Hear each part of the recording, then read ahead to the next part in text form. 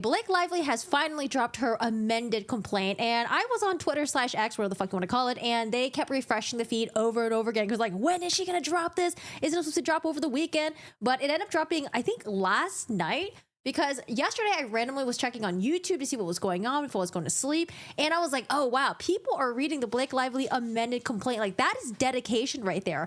I think I saw like someone had a stream that was 6 hours long, and they probably ended their stream probably like at 6 or 5 a.m. So that is some dedication right there. I was like, no, I'm not going to read this. Like, do I want to read it for my own self? No, because I'm just going to continue watching this shitty K-drama that I was watching, and I'm going to go to sleep. There's no way I'm going to be reading this 180 pages or whatever the fuck it is. But it is an amended complaint, meaning there is already old stuff that we already read on there. So I'm hoping it's going to be a short stream today, although I doubt it. But we'll see. We'll see what happens. I think there is 20 pages added to the original complaint. And how much was the original complaint? I could have sworn it was 80 pages, but I'm saying 140 pages here. So we'll see.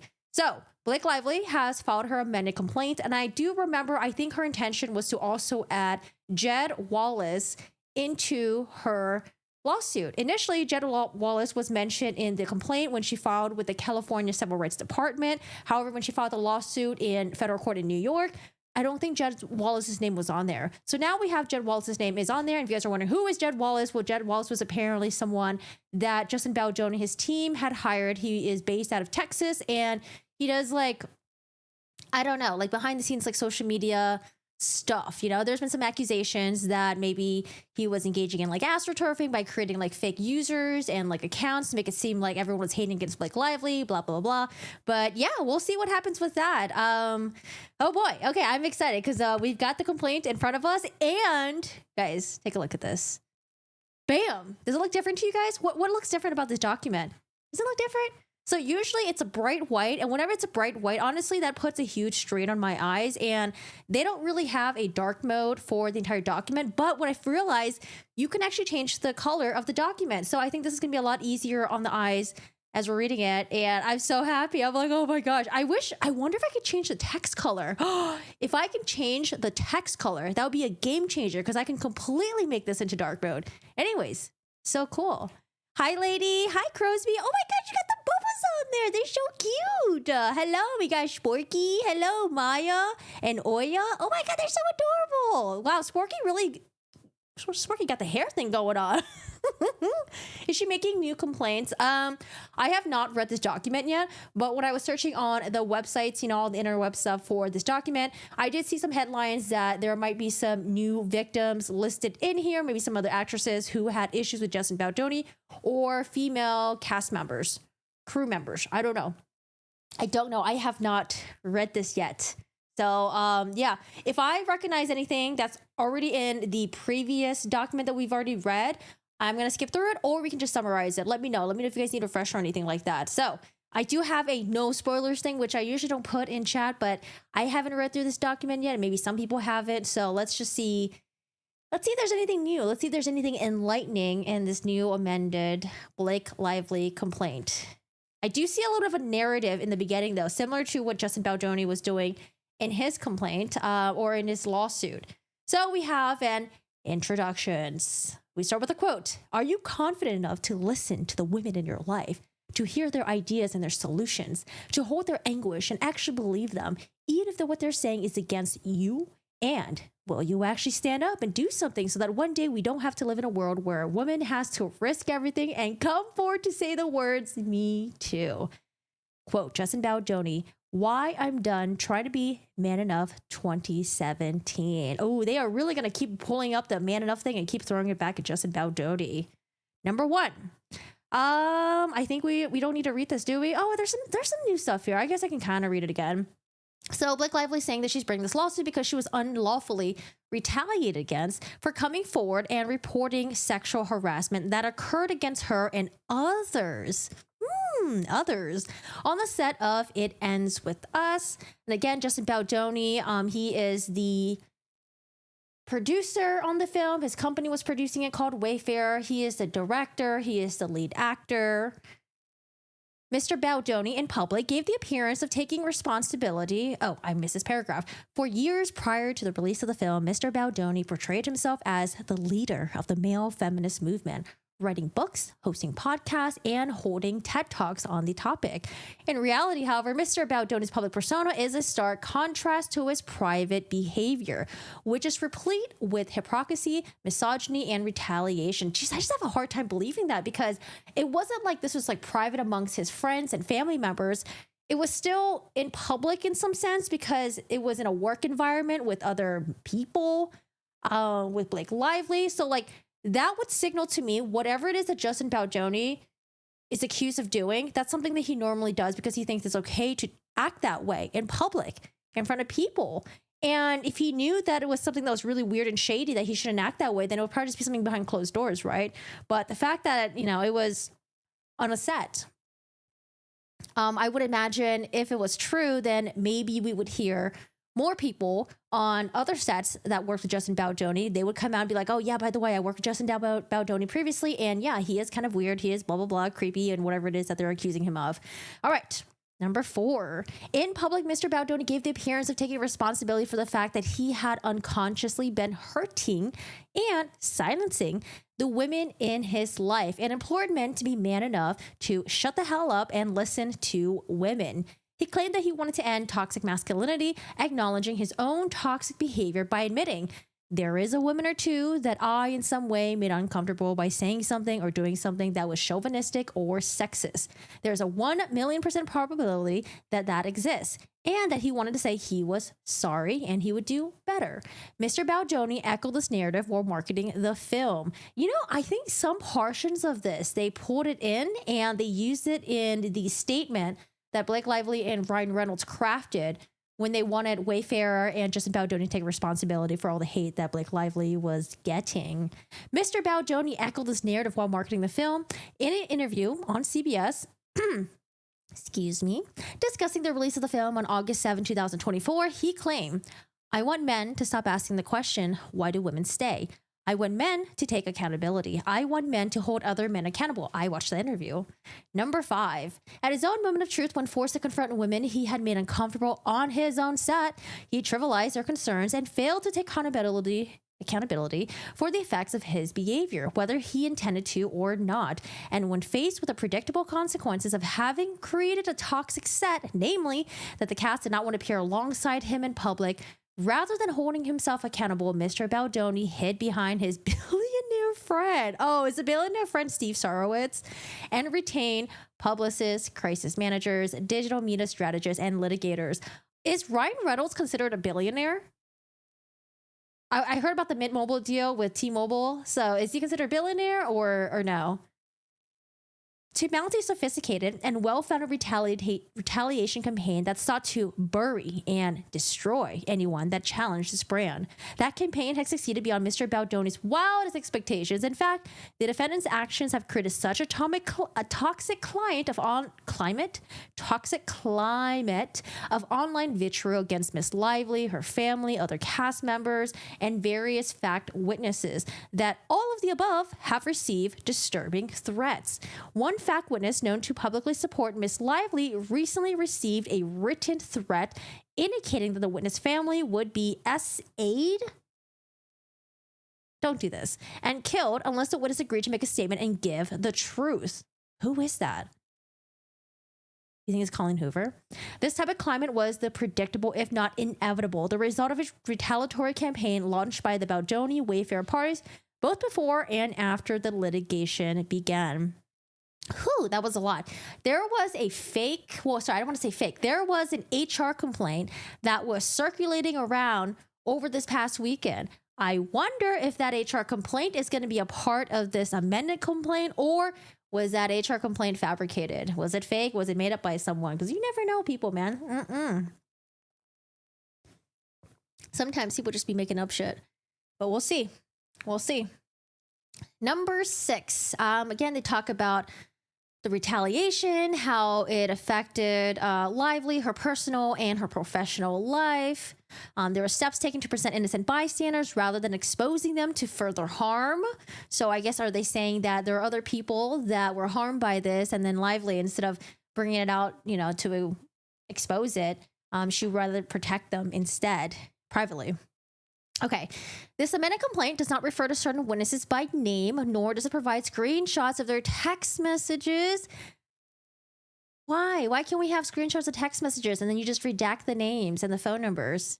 Importantly, however, these witnesses have given Ms. Lively permission to share the substance of their communications in the amended complaint as contained herein. No screenshots of text messages? Okay. All right. Miss Lively brought this lawsuit because she was one of the women, both or two, that Mr. Baldoni 1,000,000% made uncomfortable on the set of the film.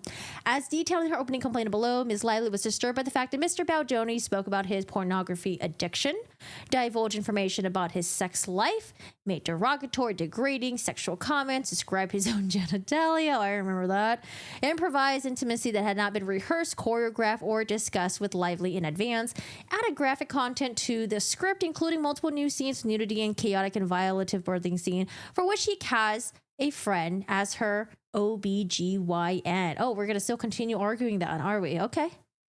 All right. Hi, Amanda. How are you doing today? Hello. Hi, Moondog. Number 8. Miss Lively was not the only one who was uncomfortable on the set, and Mr. Baldoni and Wayfarer knew it. After Mr. Baldoni learned that he had caused Miss Lively and others to feel uncomfortable, he turned his TED Talk and feminist advocacy on its head. He did not hold himself accountable or other men accountable or take his own advice to be confident enough to hold their anguish and actually believe them. If you guys ever listen to Justin Baldoni talk, he is extremely charming in my opinion. And the way that he talks, it's very, I have a hard time believing that someone like this, with the shit that comes out of his mouth, would in a public setting of being on a set treat women horribly, and then when confronted he would just like brush them off. Because I don't know, he seems like a very emotional type of person. Like if you told him something, like he'd be like, oh my god, I can't believe that happened to you, I'm so sorry. Like, which is what we saw in the text messages, apologies to Blake Lively, and then remember that voice message. I still have to like listen to the rest of it, but he seems like a very like overly apologetic emotional person. But I guess you never know. We'll see. But instead, use a louder voice to silence Miss Lively and anyone else who might speak up. That louder voice, amplified by publicists, crisis managers, digital media teams, and lawyers, have sought to mislead the public to believing that Miss Lively did not experience sexual harassment by portraying her as a powerful bully who fabricated claims of misconduct in order to seize control of Baldoni's movie. This narrative is false and nonsensical on its own term, completely at odds with Mr. Baldoni's confession to his crisis manager on August 30th, that Miss Lively is the kind of person who genuinely believes that she is right and that all of this is unjust, and is breathtakingly cynical coming from a man whose public brand is built upon pro-feminist facade that urges others to listen to and believe women. Number 9. More importantly, the defendant's false narrative crumbles under the indisputable truth that Miss Lively was not alone in complaining about Mr. Baldoni and raised her concerns contemporaneously as they arose in 2023, not in connection with some imagined power play for the control for the film in 2024. The experiences of Miss Lively and others were documented at the time they occurred starting May of 2023. Importantly, and contrary to the entire narrative defendants have invented, Mr. Baldoni acknowledged the complaints in writing at the time. He knew that other women, other than Miss Lively, who were also uncomfortable, had complained about his behavior. May 24, 2023, Miss Lively confided in a text to a woman who was a mutual friend of Mr. Baldoni and Mr. Heath. Here's the quote. I was going to invite you to set tomorrow, these people. Whoa, it's like HR nuts today, the both of them. I wasn't expecting that turn. I mean, it's been present, but today I came home and cried. Further, in the exchange, Miss Lively describes Mr. Baldoni and Mr. Heath as creeps. Like, keep your hormones to yourselves. This is not mine. I don't want it. I don't want you gaze or words or tongue or videos of your naked wife. Yeah, it's shocking. Clowns. 11. A few days later, on May 26, 2023, Miss Lively reported her concerns regarding unwelcome and inappropriate behavior by Mr. Baldoni and Mr. Heath, the chief executive of Wayfair and producer of the film, to the Sony employee. Oh, I forgot how to pronounce his name. I heard someone pronouncing this name. Now I forgot. It's either Ong or Angie. Ong, maybe? Giannotti? Shit, I don't know what it is. The film's rep for the distributor, Sony Pictures Entertainment. 12. Over the following 3 days of May 2023, another female cast member reported her own concerns regarding Mr. Baldoni's unwelcome behavior to both Miss Giannetti and one of the film's producers. Notwithstanding that female cast members' considerable reservations with coming forward, she nonetheless spoke up and conveyed her feelings that the work in the film was suffering as a result of Mr. Baldoni's behavior. Miss Giannetti shared those concerns with Wayfarer. A little sippy. On June 1, 2023, Mr. Baldoni responded to that female cast member in writing that he was acknowledging that he was aware of her concerns and that adjustments would be made. Notwithstanding that promise, Wayfarer took no actions to investigate this reported conduct, nor did it implement any protections at that time. Just 1 week later, on June 8, 2023, the same female cast member told Miss Lively about her growing concerns with the conditions on the set and that she found it difficult to talk to Mr. Baldoni. Miss Lively responded that, "I know, I find it really hard to speak to him. I try to cover it with busyness, but not sure that covers what's going on." Later, another female cast member confided to Miss Lively that she too felt uncomfortable on the set. All this occurred and was documented in writing almost a year before the editing of the film began. Okay, I need to start highlighting these timelines. I should highlight them as I go. I guess I'll come back and here, I'm going to start highlighting. This will make my job easier when I'm building the timeline together. I'm building like a mega timeline right now, and I know Justin Baldoni already provided a timeline thing. However, I wanted to compare the timeline with all the photos that I saw of the set and then also what Blake Lively's timeline is, because I think it'll be really good to see everything happening like side by side. Hi, Debbie. How are you doing today? Hello, hello. Debbie says, if there's no corroboration by these other women, this allegation is going to get real. It's going to get a real problem. Hi, Corky. Hi. Amanda, why go to Lively and not the proper people? Maybe they did. Maybe they didn't. I don't know. I have no idea. All right. Where was I before I start doing my highlights? Dun, dun, dun, dun. We're on June 1. June 1. Baldoni responded, didn't take any actions. And Lively said that she found it really hard to speak to him. She tried to cover it with her busyness. Okay. As a result of the guilt strike, production of the film shut down on or about June 14, 2023. In the midst of the shutdown on October 13, 2023, Miss Lively confided in a text to a female cast member that she was dreading going back to our film. "I keep getting hits of the experience in really upsetting ways." The female cast member expressed empathy for Miss Lively and confirmed similar feelings. 16. Before return to production following the guild strikes based on Wayfarer's complete failure to investigate or address any of the complaints conveyed by Miss Lively and others. I mean, it's tough. It's like, are we gonna conduct an investigation into our own selves? What happens here? What is the proper way to deal with this scenario? There's this one TikTok that I think either popped on my feed or maybe I was watching someone else was reacting to it, but it was essentially saying, why didn't Blake Lively just go to her SAG? Like, that's what they're there for. You make your complaints with them and then let them help you and deal or navigate it. Or maybe she did, or maybe that's not a proper thing to do. But that to me seems like would be something to make sense. Or is Wayfair supposed to hire like a third party that does investigation to its own self? I don't know. So weird. Strange situation that we're in.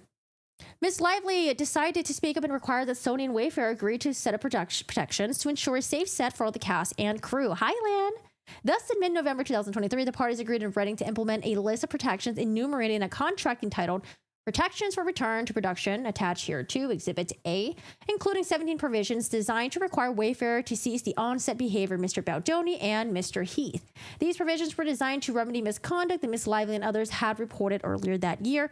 One of those provisions required an all-hands meeting to confirm and approve a plan of implementation that will be adhered to for physical and emotional safety of Lively employees and all cast and crew moving forward. 17. Importantly, none of the requested protections were tied in any way to Miss Lively's creative input in the film and were made months before discussions regarding the cut of the film, because remember, Blake Lively seems like she took over.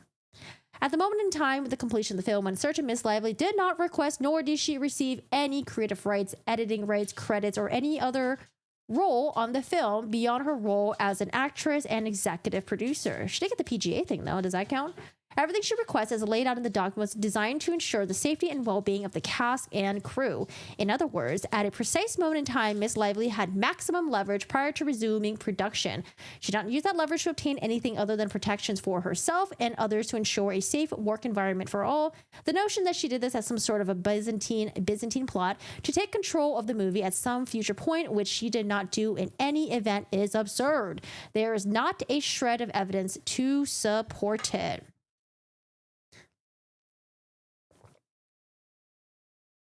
Or her husband, since Ryan is like a big shot. Maybe she did. I know she definitely went to Ryan for the fat shaming thing because, you know, Ryan Reynolds apparently confronted Justin Baldoni. But I don't know if that was like during the filming of Deadpool. Maybe she didn't want to annoy him by calling him in London, distract him. Maybe she did. Maybe they did talk about it amongst themselves. I don't know. Maybe she was hoping she can just resolve it herself by talking with Sony and Wayfair themselves. I don't know, but good question.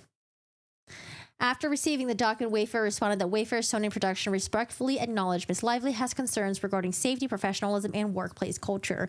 Although our perspective differs in this, and although our perspective differs in many aspects, ensuring a safe environment for all is paramount. Blah blah blah. We've already read this.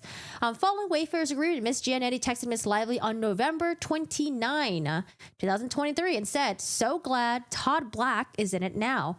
Oh.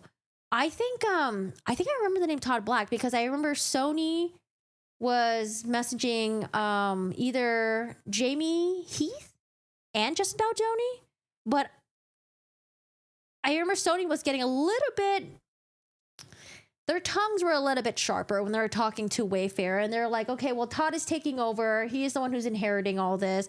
He doesn't really have time to deal with all the little tiny things between you and I don't know. It's like that was like the essence of it. That we had a new person that was like overseeing everything. And I think it was like a higher person in the Sony echelon. And that, you know, Wayfair, you're going to have to deal with it. I don't know. That was the sentiment that I got. So glad Todd Black is in it now, overseeing everything, but wanted to check in, offer anything I can. I know this has been beyond challenging to say the least. We at Studio want to support you best we can. On January 4th, prior to resuming production of the film, they had an all-hands meeting. Again, this is with Baldoni, Mr. Heath, Sony, Giannetti, Miss Sachs, who is a producer, Todd Black, Sony executive, Blake Lively, Ryan Reynolds. This is where Justin Baldoni said that he was invited January 4th to the penthouse of the Lively Reynolds, and they felt like they were ambushed because they thought they were going to go to continue their talks of, you know, production stuff. And, you know, I guess like, okay, well, let's film the next day. What are we going to do? What sort of prep and all that stuff? Instead, Justin Baldoni claimed that he was berated by Ryan Reynolds and everyone else felt really uncomfortable. And I think like someone said they wish they had stepped in or something. Now let's see what they said about this list of rules. January 4th meeting, the parties discussed in detail inappropriate conduct that Miss Lively employees, cast, crew experienced at the hands of Baldoni and Heath. So there is this 30 points of 30 lists here. And I remember in the Baldoni response or complaint, I think Baldoni said that this list was never formally presented to them. They never formally discussed it. Maybe some of it was. However, the other list, I think it was like the one that had like 14 points. That was the one that was discussed probably like a month or so prior. At the end of the January 4th meeting, having discussed the length, details, concerns had been expressed by Ms. Lively and others, the parties agreed to implement and follow the protections to return production. Oh, are we not going to discuss Ryan Reynolds yelling at Justin Baldoni? Okay. Yeah, I was hoping to get some more details about that. Oh, wouldn't that be nice? Let's see. As cast and crew returned to production on January 14, 2024, Miss Lively reassured a female cast member that as a result of the protections that Wayfair and Sony had agreed to, you don't need to hug anyone at this time. I'm going to highlight this. We're getting some text messages here. Miss Lively reassured a female cast member as a result of the protections that Wayfair and Sony had agreed to, you don't need to hug anyone this time. To which a female cast member responded with gratitude. Miss Lively continued that he won't touch you or shouldn't. I don't think he or Jamie Heath will. Miss Lively expressed her belief that that was a professional set and we're getting good work. So I know people are going to have a lot of issues that we're not going to have, I don't know, I guess like these screenshots and text messages. But, you know, if Blake Lively says that she has people to support her, then, you know, when the trial happens, they better be testifying. They better be testifying for her, hopefully. I don't know if they want to. I don't know if they indicated they want to. Hi, Bleep. How are you doing today? How's it going? Hello, hello. She did not sign a contract on purpose. She did not sign the contract on purpose. Then leave. Do not use the New York Times, WME, TMZ, Sony, blah, blah, blah. In my honest opinion. Hi, Len. How are you doing today? How's it going? Leading up to and in connection with the release of the film during the summer of 2024, Miss Lively and fellow cast members promoted the film in accordance with a marketing plan created and delivered by the film's distributor, Sony, which is summarized in 8 talking points attached to Exhibit C. Ms. Lively and other cast members were under a contractual obligation to engage in media, press, marketing activities, and render promotional services in accordance to the marketing plan. So again, the marketing plan, they're trying to say, well, you can't blame Blake Lively for marketing the movie the way she did because she was under the control, I guess, like of Sony. She was following this marketing plan that Sony had implemented.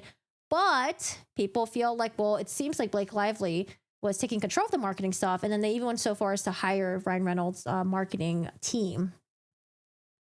So we'll have to hear from Sony during the trial. 24. In the days leading up to the film's release, Mr. Baldoni abruptly pivoted away from the film's marketing plan and the types of publicity activities in which he had previously participated. What the public did not know, the Baldoni and his team did so in an effort to explain why the film's cast and crew members had followed Baldoni on social media and were not appearing with him in public. Other cast members contemporaneously observed Mr. Baldoni's pivot as it was happening. For example, a female cast member lamented to Lively in a text on August 10 that Baldoni's marketing pivot was jeopardizing the success of the film. How? Opined that the pivot would not work because it would eventually come out that Baldoni was using DV commentary to cover his own behavior. Okay. What the public did also not know that this was the beginning of a multi-tier plan Baldoni and his team described as social manipulation designed to destroy Lively's reputation. Now, this was interesting. I honestly don't... Where is this? How did Blake Lively know about this statement? So Blake Lively is saying that Baldoni's team are backed up by a billionaire friend. He's Wayfair's co-founder, co-chairman, and apparently Steve Sarowitz divulged to a witness at a film's New York premiere on August 6th that he was prepared to spend $100 million to ruin the lives of Miss Lively and her family. I don't know if I missed that the first time, but when I went back to try to look at Blake Lively's complaint, I think I missed it. So I wonder who's that witness. Super weird here. Hey Joe, how's it going today? Hello, hello. You were stressed over yesterday. I thought about having to re-add the new card to everything bill related, struggling to remember every password. Just do the web browser password remember thing.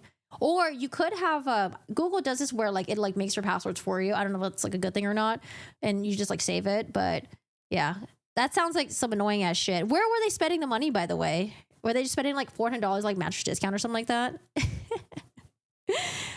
Lively wrote this. It's the sequel to The Ends With Us. It never ends. Yeah, it never ends with us ever at all. Hi, Debbie.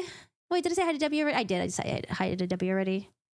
Okay. Hi, Nicole. Hello. Dude, it came out last night, Nicole. It's so crazy because when I was in bed last night, I was watching K-drama and I was like, oh, let me check on YouTube to see if there's any news that popped up. There were people covering this last night, late last night to the early fucking morning. It's oh my God, that is some dedication right there. I saw this and I was like, nope. No, thank you. I will read it the next day. Okay. Oh, it was Walmart. Okay. Walmart be selling a lot of stuff. You get groceries, you get clothes, you get toys, all the fun stuff. At least it was Walmart. I remember someone used our credit card. It was just fast food, but it was a lot of fast food. It's I don't know, $150 or something, and fast food shit. I don't know. It was just crazy. It's just a lot of fast food. I'm just saying. All right, y'all. That was not the only time Mr. Sarowitz made such a threat. Later in August 2024, even though the film had turned out very well and Wayfair made a lot of money on it, Sarowitz confessed to another witness. We need to hear from these witnesses. An individual who's working with Wayfair on an unrelated project that Miss Lively or Mr. Reynolds ever crossed the line, ever, then I will go after them. He declared, I will protect the studio like Israel protected itself from Hamas. There would be 39,000 dead bodies. There would be 2 dead bodies when I'm done. Oh, great. My, we're going to get demonoed. All right, I'm going to highlight that. Minimum. Not dead, but you're dead to me, so that kind of deal, but dead to a lot of people. If they ever get me to that point, then I'll make it worth their while because I'm going to spend a lot of money to make sure the studio is protected. Jesus. Who is this witness? Supported by Mr. Sarowitz banking, financial backing, and militaristic worldview. Oh, what is this? When asked what this comment, Mr. Sarowitz counsel confirmed that his client's prepared to spend whatever necessary to defend Baldoni. We know that. As with other witnesses not naming the men in complaint, the individual to whom Mr. Sarowitz made these statements to has given Miss Live permission to share this incident and will testify to this effect. Okay. Baldoni and Wayfair Associates embarked on a sophisticated press and digital plan in retaliation for Miss Lively exercising her legally protected right to speak about misconduct on the set. What happens though? What if let's say all the shit that Justin Baldoni and the Wayfair CEO, let's say all that is true and they did what they did on set. What if they weren't involved in taking down like the whole like social media marketing campaign and smearing Blake Lively's name? Because then at that point, their lawsuit would just kind of just be dead, right? Because that's the accusation here. The accusation is that not only did they sexually harass Blake Lively and other people, but there was also a retaliatory campaign against Blake Lively speaking out. Because I think what a lot of people are at right now, they do believe that Blake Lively is getting organic hate. Whether or not she was sexually harassed, I think people are just having like doubts about that, not sure, because a lot of people are like Team Justin Baldoni. On July 31st, 2024, this is when they got the crisis PR person, something about starting threads, making it untraceable. That's a very interesting point. The untraceable part. They talk about the astroturfing thing, scenario planning. We have some text messages from Justin Baldoni, Melissa Nathan, which you've already seen. We saw the Hailey Bieber thing. More of the retaliatory campaign. August 10, there was a shift due to Jed. Yeah, August 10 was a huge fucking shift, man. Defendants admitted on August 12th in the midst of a massive sentiment shift on social media that was engulfing Miss Lively and others with a flood of negative comments. I think we can scroll through all this because I think we've already went through these. I just want to go through the new stuff that's in it because I've reread this so many times. So many times. Okay, despite any of this, if they claim their plan was never implemented and somehow the universe simply organically provided them with the exact result they planned for at the exact time they wanted, using the exact narratives they've developed, the problem for defendants is that they put their plan for an untraceable campaign in writing, and the evidence shows them commenting on the success of their plan as it unfolded. I mean, what if they did do behind the scenes shit to, to expose Blake Lively or to provide some very unsavory stories about Blake Lively, but then people just organically and naturally picked it up? What do you call that? If they continue to drag Justin Baldoni, I think it's going to come down to Blake or Ryan. I just get a feeling they're going to turn on each other to save their own skin. I don't know. They have like 4 kids together. That's a lot of kids to have together. I don't know. I think about the kids at this point. It's just a headache with the new card BS. You know what's crazy to me? Sometimes when you ask your credit card company to get a new card, sometimes they'll send you the exact same card number. It's like, no, I want a new card. But I think they only do that if it was reported as like lost or stolen or something. Or no, if it was reported as like stolen. If you like lose it, I think they sometimes still give you a new same credit card with the numbers and all that. Maybe even the same expiration date too. In her opening complaint, Lively noted she's informed and believes Baldoni and his associates have additional astroturfing plans they have prepared and are ready to launch at a moment's notice. That is precisely what occurred, starting the moment Lively sent a cease and desist letter to the defendants on December 20th, including its copy of her CRD complaint. Upon receiving the cease and desist, the defendants leaked the administrative complaint. Wait, what? Wait, hold on a second. Are we really still going with this narrative? I remember hearing some rumblings that Blake Lively was accusing Justin Baldoni of leaking the CRD complaint. But a lot of us thought it was Blake Lively who leaked it because it seems like they were working with New York Times. The New York Times reported that CRD complaint. Hold on a second. Let's reread this part. In her opening complaint, Lively noted she's informed and believes that Mr. Baldoni and his associates have additional astroturfing plans that they have prepared and are ready to launch at a moment's notice. That is precisely what occurred, starting the moment that Lively sent a cease and desist letter to defendants on December 20th, 2024. Okay.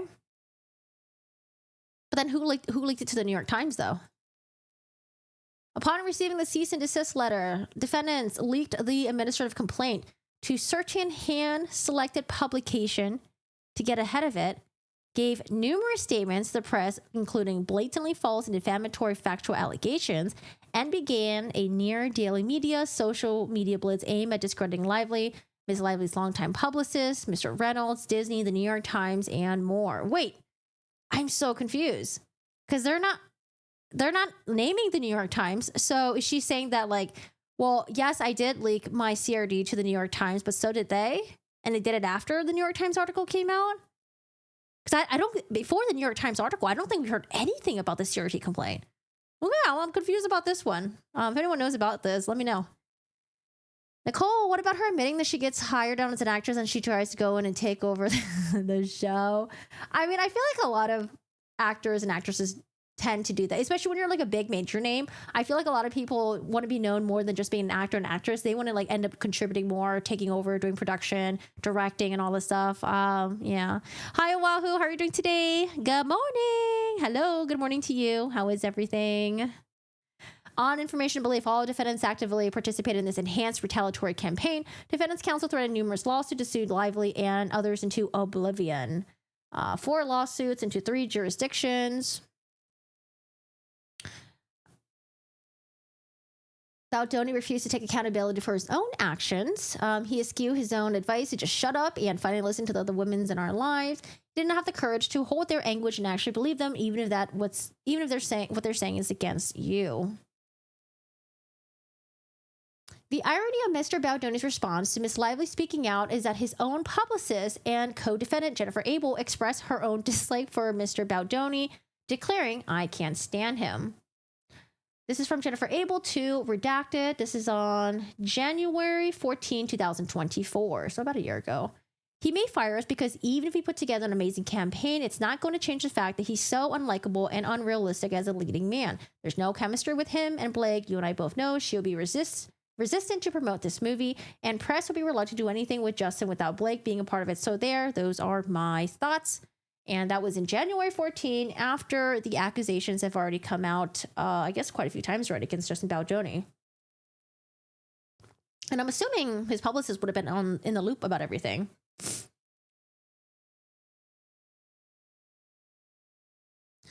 December 21. Should I highlight this? I guess so. It's a text message. December 21st and 22nd, 2024, a female cast member who also had complained shared with Miss Lively she couldn't believe they could do this to her, and the fact that this was happening to Miss Lively was frightening to her. As laid on the amended complaint, the Baldoni Wayfarer led the takedown of Miss Lively as an intended result of a carefully crafted, coordinated resource retaliatory scheme to silence her and others. All right, these are all the defendants. Jurisdiction, we're in New York. Federal. Boo, no cameras in court. Okay, so I think we can jump right around here. A, Mr. Baldoni ignored well-established industry protocols in filming intimate scenes and lacked the controls and explored the lack of controls on set to behave appropriately. Without these protections in place, Baldoni improvised physical intimacy that had not been rehearsed, choreographed, or discussed with Lively, with no intimacy coordinator involved. For instance, Baldoni discreetly bit and sucked on Miss Lively's lower lip, during which scene he improvised numerous kissing on each take. So this is something that Baldoni said he had on camera. Like, they have footage of this. I want to see it, because we haven't seen footage of this. So there's no intimacy coordinator there. Baldoni insisted on shooting the full scene over and over again, while beyond would have been required on an ordinary set. Okay, so that's old. On another occasion, Baldoni and Lively... Oh, let's see how they re-explain the slow dance montage that has no sound. 81. Hi, Taxi. Hi, James. How are you doing today? Hello, hello. You think Parky... was gonna say Parker Posey. Parker Posey is one of the unnamed sources. From what I've read so far, it seems like there were just people that were working with them on the Ads set. Parker Posey, I didn't know was in The White Lotus. I started watching episode 1 last Sunday. Oh my God. White Lotus, dude. Such an unhinged TV show, but I look forward to it. On another occasion, Baldoni and Lively were filming a slow dance scene for the montage scene, meaning that none of the sound recorded while filming the scene was meant to be used in the film. Okay, so we edited that a little bit. Music was intended to play over the action. Nonetheless, microphones were live to pick up room tone, but not conversation or dialogue to be used in the film. The scene in the script specifically described dancing without dialogue and did not include any intimate conduct or kissing. Exterior bar, nighttime, Lily, Ryo, slow dance in the bar, patrons around them drinking, watching sports, completely in their own world. Mr. Baldoni did not provide notice or seek consent for any intimacy in advance. Instead, Baldoni chose to spontaneously improvise the scene while the cameras were rolling. During the filming, Baldoni repeatedly leaned in towards Miss Lively, attempting to kiss her, kissing her forehead, rubbing his face, mouth against her neck, putting his thumb to her mouth, flickering her lower lip, caressing her, and telling her how good she smells. None of this took place while Baldoni was in character. Oh gosh, so we do have a lot of issues with this paragraph. We saw the footage, and it's possible that she could have been really uncomfortable with what was going on. Maybe she was holding back a little bit. I couldn't tell it was because of her or if she was playing that as her character. But when we watched that, a lot of people thought that it looked professional. But we're not actors, we're not actresses, a lot of us. So maybe, him doing the improvisation was not okay, but I didn't get the creepy vibes. And then the whole not in character thing. Well, Blake Lively was the one who was not speaking in character first, if I remember correctly. And that kind of continued on. However, there was another shoot where I think they cut and they start reshooting again. I think in that part, Baldoni was the one who did first break character. But if you were already breaking character in the previous cuts, I mean, I can see why breaking character in cut 3, he thought it was okay because she was breaking character in cut 1 and 2. And then this took place while Baldoni was in character. Both intimacy and dialogue departed from what had been agreed to in the script. Lively was uncomfortable and kept leaning away and repeatedly suggesting and then begging that their characters should just talk. She tried using levity and creative pleas to deflect the unwanted touching, hoping to get through the scene in a way that maintained professional boundary without antagonizing Baldoni. And you know what? Women do tend to do that. Sometimes when you're being you feel like you're being sexually harassed, instead of being super direct with someone, you try to find other ways to deal with it before you kind of do the ultimate, take down the ultimate road. Just hey, can you fucking stop doing this? So I think it could be seen as both ways, but I don't know if I agree that scene necessarily looked bad for Baldoni, because to me, it seemed like he was kind of professional. And then when they said cut, he was okay, bye. All right, what's this little note here? The fact that Lively varied the number of kisses in other scenes in which kissing was scripted in advance does not justify Baldoni's improvisations or his attempts to add graphic sex scenes in the film. In other scenes, the kissing was consistent with the plot. It had structure and blocking, and most importantly, it was discussed in advance and was mutually consensual. There can be flexibility in such scenes, but it must be within appropriate boundaries, and the key is advanced planning and consent. Baldoni acted without planning, without consent, and grossly outside of acceptable boundaries. He made it personal, repeated it, and even after Miss Lively spoke up, it became defensive, dismissive when challenged, no matter how politely she mentioned it. The video footage of the scene shows Lively to be trapped, having to appear as though her character was happy and in love while the cameras were rolling. Lively did not want to film additional takes on the scene, but continued to participate to be a team player and support the production in real time, while simultaneously expressing and holding physical boundaries against Baldoni's advances. Lively even referred to Baldoni as a sociopath at one point during the exchange. Notwithstanding Miss Lively's attempts at humor and levity, her words, action, body language all evince her lack of consent. When Lively later objected to this behavior, Baldoni's response was, "I'm not even attracted to you." It seems like, I don't know if they're trying to pull in the sociopath thing to tie it into Blake Lively thinks Justin Baldoni's crazy, and therefore she called him a sociopath during the exchange, or she called him a sociopath because it was her attempts of humor and levity. I'm thirsty again.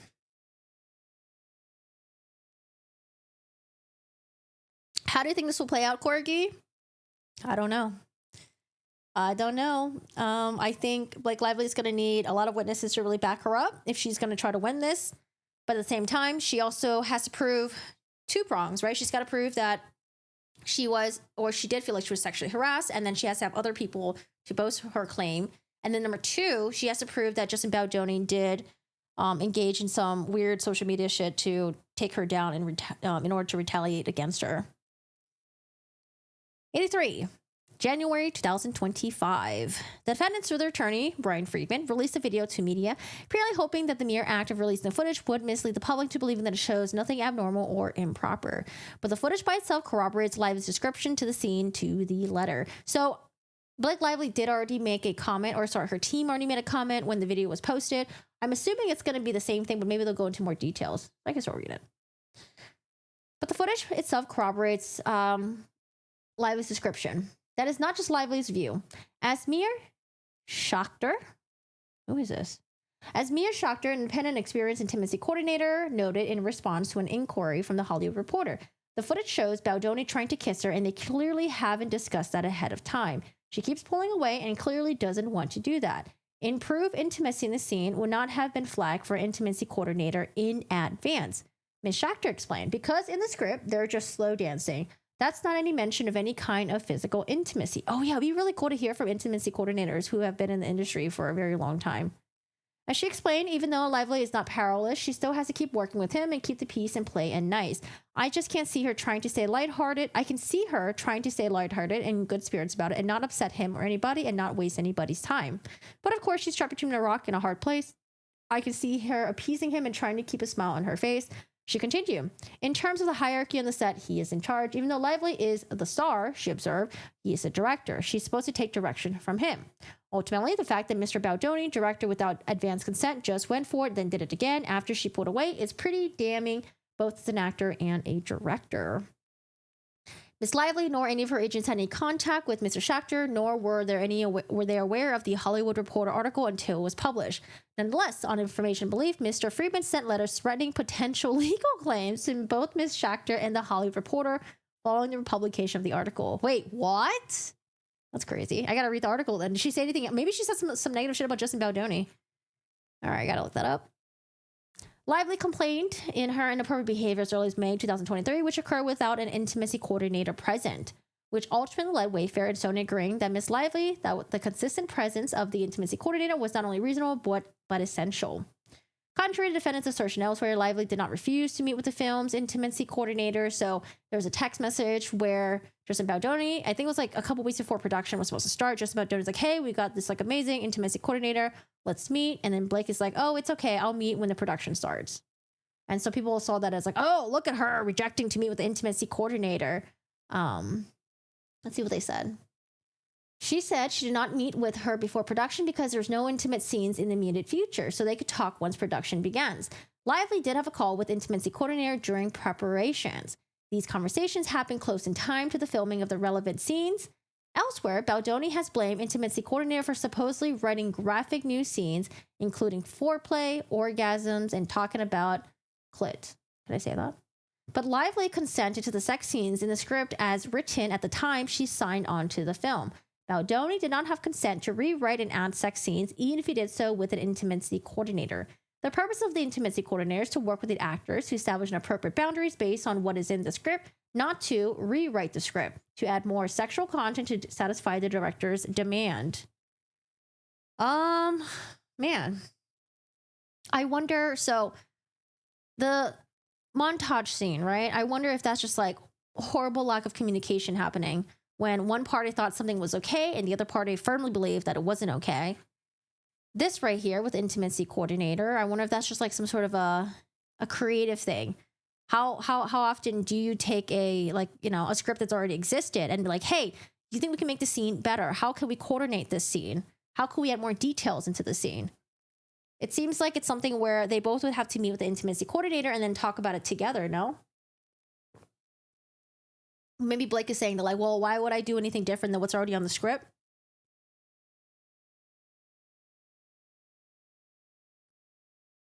Baldoni inserted improvised gratuitous sexual content and or scenes involving nudity to the film.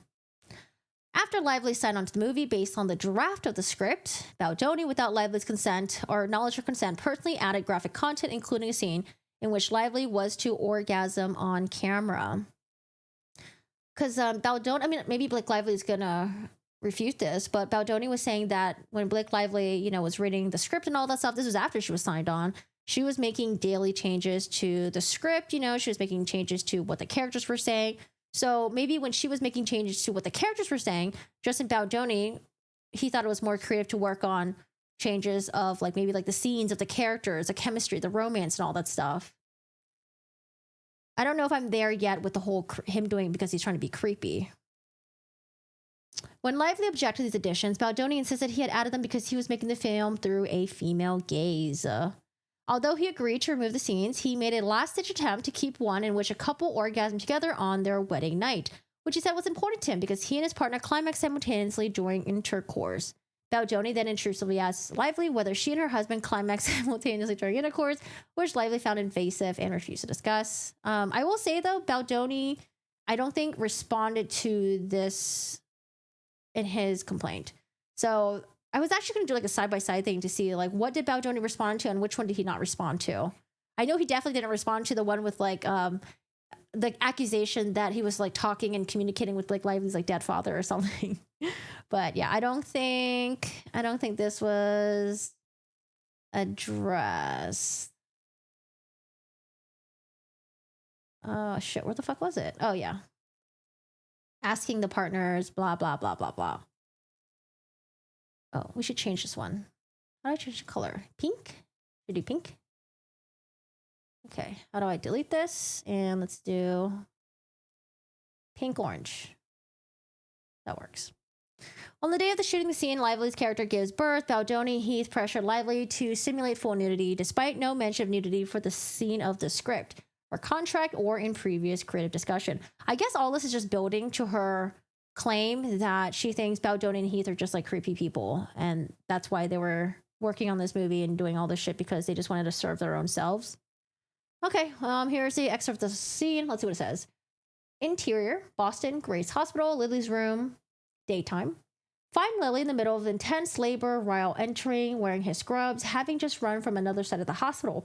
Bursting with nerves, he rushes to her side, puts his hand on the railing. She puts her hand on his and grips it hard. In a series of quick cuts, in a blur of pain and heavy breathing, Lily squeezes Ryle's hands with every push. Doctor, she's crowning, just a few more pushes. Ryle, you're doing great, almost there. Nurse, don't let it go, keep bearing. One final Herculean push and scream, the doctor holds the baby up. Ryle, there she is. You did it. She's here. That's our baby girl. As Ryle cuts the umbilical cord, the baby is placed on Lily's chest, the absolute greatest moment of her life. Do they still do that? Do they still have the father cut the umbilical cord? Or is that a no? Or is that like a thing they used to do in the past and they don't do anymore? Lily speaks to her as if she's the only two people in the world. There you are. Hi, my angel. It's your mama. Later, we find the infant child on Lily's chest again. But now she's been cleaned and swaddled in the blanket. Lily and Ryle can do nothing but stare at her. All right, so they wanted her to do this nude. Baldoni insists lively that women give birth naked and that his wife ripped her clothing off during labor. He claimed it was not normal for women to remain in their hospital gowns while giving birth. I don't know if Baldoni addressed this part, actually. I know Baldoni definitely addressed what Blake Lively was wearing while she was giving birth, that she wasn't nude like she had originally said, and that the set was, he addressed the set that was, he addressed Blake Lively's allegation that the set was not closed, it was not professional, people were roaming around, the monitors were on, and the people had their cell phones or their iPads, like they weren't confiscated, and that there was like a Wayfair, like, I don't know, someone who was high up in Wayfair that was like walking around the set or something while she was like supposedly giving birth. I know he addressed all those, but he didn't address the claim of that women should give birth naked and that the wife ripped off the clothing and that it was not normal for women to remain in their hospital gowns. I don't think he did. Maybe he did. Let me know.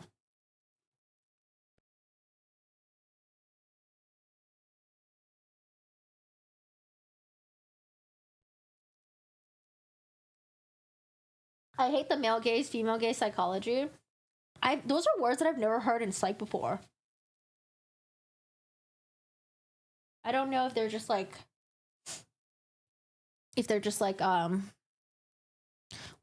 you call them, like sound bites. Ripping clothes only pause when you get it from Temu. Oh gosh. There was this movie I watched with Florence Pugh and Andrew Garfield. Oh my gosh.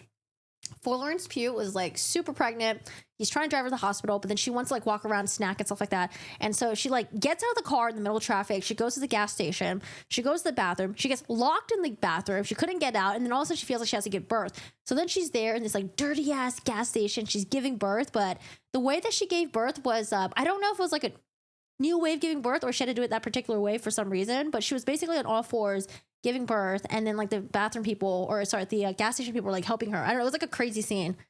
I forgot what movie that was.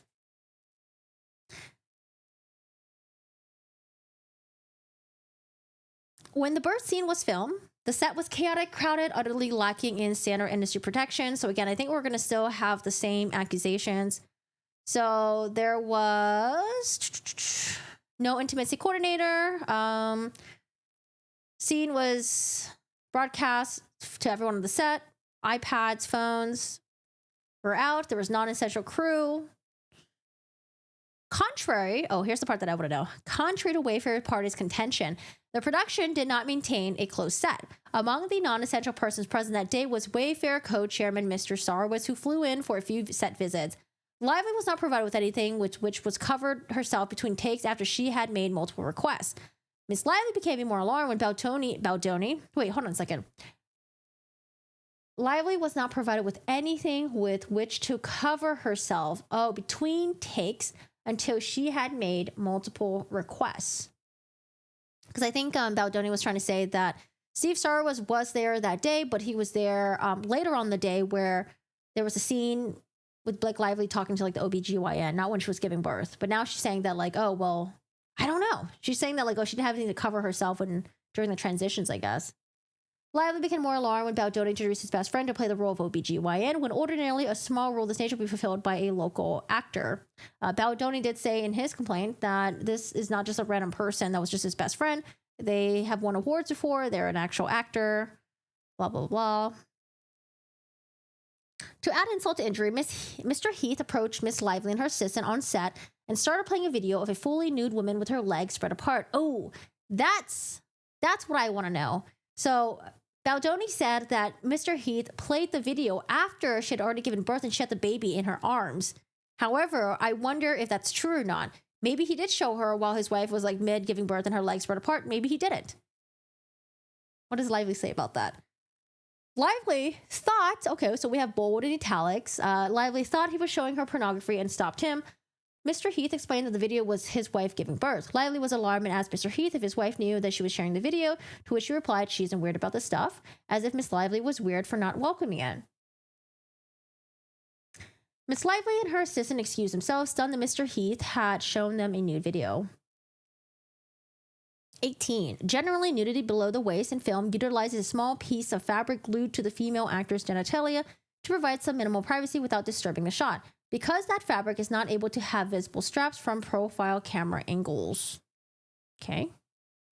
Baldoni added a detailed scene to the film in which the underage version of Miss Lively's character, Lily, loses her virginity. In both the book and the script for the film, there was no sex scenes. Instead, it was left to the audience's imagination. So this is where they said that the young Lily and the young Atlas were like doing their scene, and then like Baldoni goes up to them, was like, "Oh my god, that was so hot." I know I'm not supposed to say this, but that was so hot. Did you two practice this before?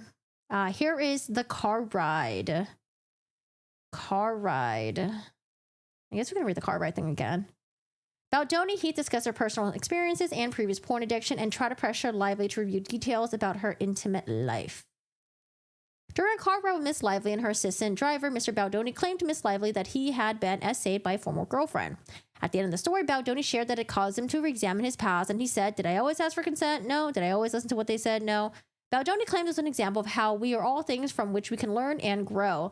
So, I don't know, them adding that sentence right there just seems like this is a man that's like reflecting on shit that he's done in the past, and I don't know, he's trying to be really introspective about it. However, is this something that you want to share with someone that's not close to you because it could be misinterpreted the wrong way, or maybe they just don't understand you? Yeah, maybe don't share stuff like this to Blake Lively or some, a coworker. This is probably something that's meant for like close family and friends who truly know you and, don't assume that like you're a creep or something. Lively was alarmed by Baldoni's suggestion that he has engaged in sex conduct without consent. When Lively exited the car, her driver immediately remarked that he did not want Lively to be alone with Baldoni going forward. So this is what makes me think the HR complaint that was floating around this past weekend is fake, because in the HR complaint, it said that they stopped the car multiple times, that Baldoni was like kicked out of the car by the driver, I think, and that it was all like on video. It was all on like video in the car or something like that. So there's no mention of that there. So that HR complaint thing must be like a fake. Later in July 2024, in connection with another discussion, Lively recounted this consent story to a female cast member in a text exchange. Okay. It's crazy how above reproach they feel. It's like he said to me about his previous sexual encounters when we were in my car with my assistant and my security. He said, "Have I always asked for consent? No. Have I always listened to when they said no?" Oh, shit. Hold on. No, change back to green, please. Green is timeline. Yes, green is timeline. No. Have I always listened when they said no? No. People show you who they are and believe them the first time. In fact, Baldoni publicly acknowledged he has struggled with consent. He echoed similar language similar to the words she spoke to Lively in a car ride described above in a podcast interview, in which he admitted that he had crossed boundaries and lines in my teens and 20s with respect to obtaining consent. A flaw which he blamed in his early exposure to pornography. You start to think that this is what women want, and in porn we know no means yes, and try harder. So again, this is a conversation that it's probably best to have with close friends and family members, maybe not with like coworkers or people that you don't really know. But Baldoni probably just feels really comfortable sharing stuff like this. If he's done it in a podcast before, I mean, I'm actually interested in hearing the podcast, because I don't know. Like, it could be weird that someone's sharing this with you, but it also seems similarly weird to trash someone for just reflecting on their behavior, and then I don't know, maybe he shouldn't have shared with Blake Lively. Obviously not, I guess. On the first day of production, Baldoni and Heath described their past sexual relationships to Miss Lively. Yeah, I don't know, including that one of them used to hook up with a woman. Baldoni said that he decided the woman wasn't the one, so that Mr. Heath had gotten together with her. Lively found the description of passing women along to be disrespectful and disturbing. I don't believe Baldoni addressed this in his response. The car ride thing, it was like sort of addressed when he was sharing the text message between him and Melissa Nathan. I remember that. I don't think Baldoni addressed the going up to the young actors and telling them that like the scene was hot and did you practice before. I don't think Baldoni addressed that. But I mean, honestly, I don't know if that's even, I don't know, this is not like a big deal to me. There has to be like other leading stuff happening that could have made the sentence a huge deal to me. It could have just been like someone who just like really like, I don't know, like proud of the actors, and maybe saying hot is weird. Okay. All right.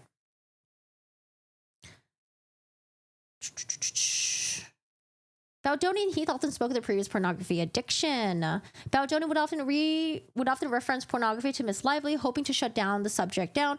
She said to him privately that she had never seen it. Later, Baldoni was once again referencing his experiences with pornography. He revealed in front of other cast and crew that Lively had never seen porn. It was an incredible motivation for Private to discuss any aspect of her intimate life with cast and crew, much less reveal something she had only told Baldoni to try to get him to stop talking about this subject with her. I don't know if Baldoni addressed this either. I don't think he did. I'll double check. Baldoni engaged in other behaviors that were shocking and emotionally distressing. For example, he claimed he could speak to the dead. I don't think this was not addressed. Okay, so Baldoni claiming that he could speak to the dead. I'll highlight this. Let's see what it is. On one occasion, when he claimed to have spoken to Miss Lively's dead father, a person whom Baldoni had never met, Miss Lively attempted to deflect the comment with humor, telling Baldoni, "Let him know he owes me $40. Baldoni replied, "Wait, does he really?" Lively was shocked that Baldoni was pushing the conversation further. I mean, because like you're entertaining it, and Baldoni's probably like, "Wait, what? Like, oh, okay, like you're into this? Like, okay, let's talk about it more." I don't know if she can be shocked. Baldoni was pushing the conversation further. Replied with another attempt at humorous deflection, stating, "Oh God, no, he owes me so much more than that." Baldoni then closed his eyes, put his hands on his heart, and said, "I was leaving my apartment this morning, and I reached into my pocket, and there was $40 in there. I did not put that there." Oh gosh, I feel like we gotta focus on the deeply concerning interactions, because when we're reading this shit, this kind of makes her other accusations seem a little bit, I don't know. Maybe she's just overreacting. Maybe the conversation didn't happen the way it did. Like, okay, let's Baldoni then closed his eyes, put his hands on his heart, and said, I was leaving the apartment this morning. I reached into my pocket. There was $40 in there that I not put there. This exchange deeply disturbed Lively, and it was not, as the defendant has since claimed, limited to Mr. Baldoni simply claiming to pray for her father. Like, I don't know, like, it's so... Yeah, like, it's weird, but... would that deeply disturb me? I don't know. Because the way they made it seem like he was like really persistent about telling Blake Lively that he had communicated with the father and that the father was relaying messages to her and stuff like that. But like the $40 thing, like, okay. I don't know. That one's like, I think we could have just not mentioned that in here. Baldoni and Heath were also constantly hugging and touching cast and crew. Yeah, that I don't like. I hate touchy people.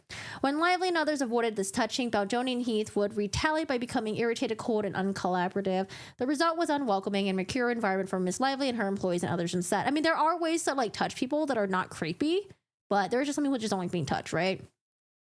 Baldoni objectified Miss Lively and another woman by commenting on or criticizing their bodies as sex objects. Hi, Siobhan. How are you doing today? Hi, Brandy. Hello.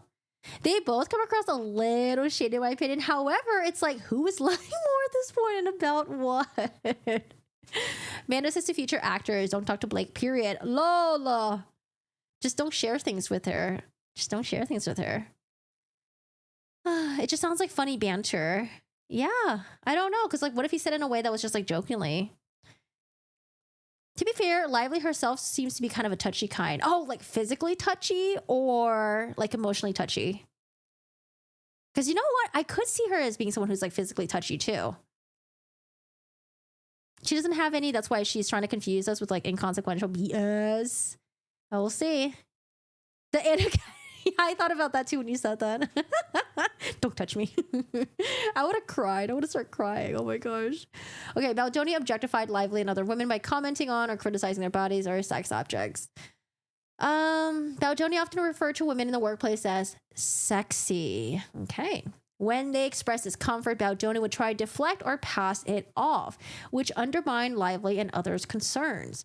For example, on one occasion when Lively observed, he told a female cast member that her leather pants looked sexy when she arrived on the set. Oh, I don't think he addressed this in his response.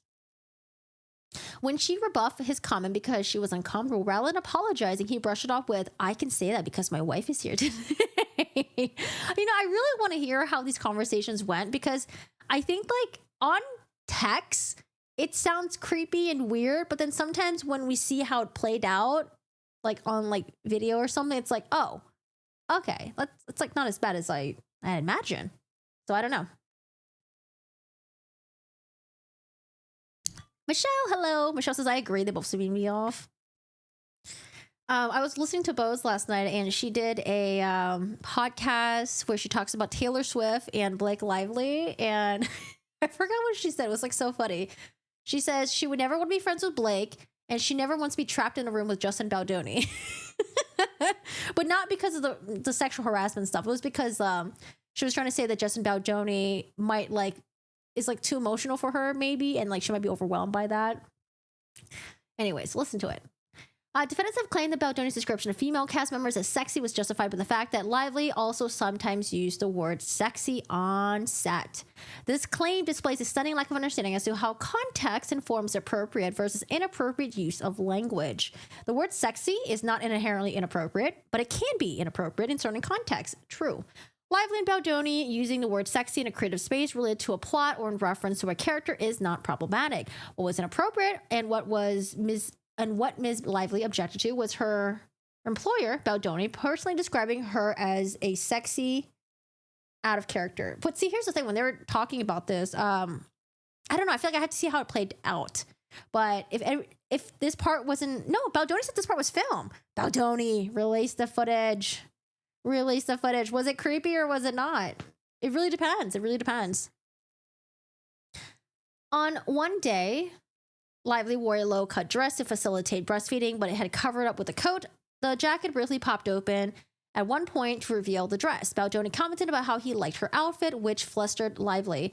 Later that day, Baldoni pressured Lively, who was in her pre-approved wardrobe, to remove her coat in front of the crew and multiple background actors in a packed bar. He said that he wanted to see her onesie under the coat because it was zipped low to reveal her lace bra. Consistent with past practice, he said, I think you look sexy in a tone that made her feel awkward and exposed. With other female cast members present, she said, that's not what I'm going for. He bristled and replied, I'm sorry, hot. Deeply uncomfortable, Lively said, not that either. Baldoni responded sarcastically, I guess I missed the HR meeting, and walked away. Another woman in the production spoke to Lively afterwards to offer empathy and to share her own similar experiences, with Baldoni commenting about her in sexual terms. Wait, is that new? I don't know if I remember this part. Let me see.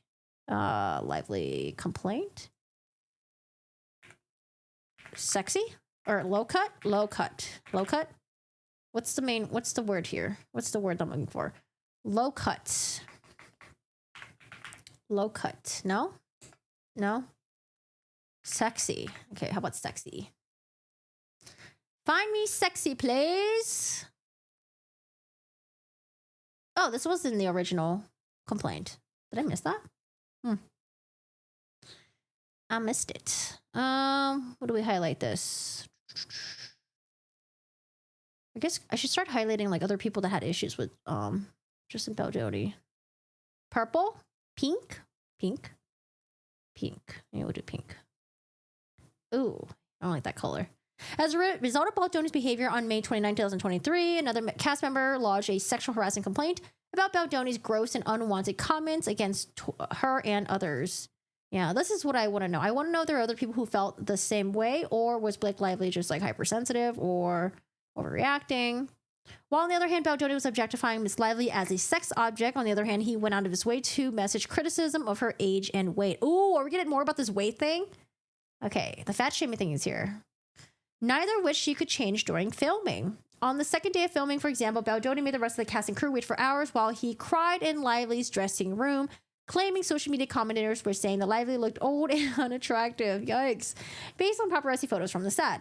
Lively tried to reassure him that she looked authentic in the scene depicted in the photos, which were just after her character had been abused by her fictional husband, rather than hot. Baldoni, however, appeared focused on Lively's sexual appeal above all else. His lengthy outburst caused a delay in shooting, focusing an emotional scene to be shot haphazardly. Okay, so remember, Baldoni said that no, he wasn't in her trailer, just like bawling his eyes out. Lively did ultimately give him a compliment, and then he like truly had like tears of joy in his eyes. That's what he said.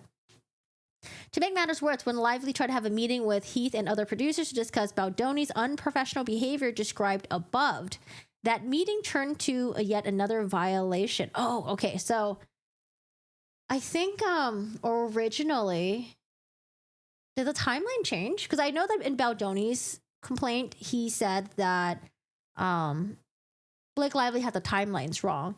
Blake Lively wanted to have a meeting in the trailer over something that had technically not happened yet, according to the timeline.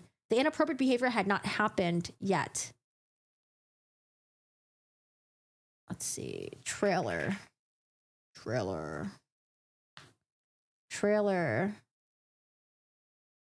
It was like the hot comment, right? Because I think the hot comment, I think it happened after. No? Wait. No, this is still the same thing. Oh, okay. The low cut dress, the onesie, the sexy comment. Yeah, I think the sexy comment happened later. Oh, I get what happened here. So I don't think they were going in chronological order when addressing D. But when Baldoni responded, he said that Lively was incorrect in her timeline, that the sexy thing wouldn't have happened yet. But now that I'm looking at her complaint, I don't think she was trying to go in chronological order. I think she was just, I don't know, but it kind of makes it seem like she was trying to go in chronological order, because it says, to make matters worse, when Lively tried to have a meeting with HR to discuss Baldoni's unprofessional behavior described above. Yeah, that does seem like chronological behavior. Like, chronological timeline. Sexy. Let's see. Oh, trailer. Distractions. Trailer. Where's trailer? Trailer. Work out their lines. Yep. Trailer. Is this the one? Oh. Baldoni crying.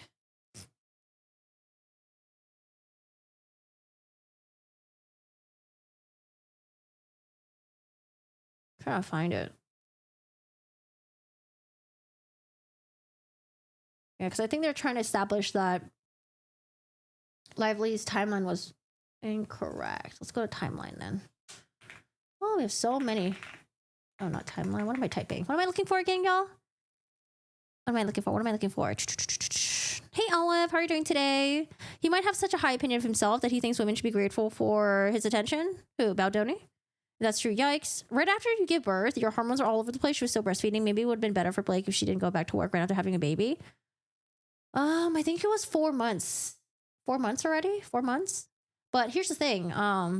Blake is saying that it's not just her. It's other people that also felt uncomfortable with Justin Baldoni and Jamie Heath on set too. So that's why it's like, we got to hear from other people. Got to hear what they say. What was I going to type? Trailer.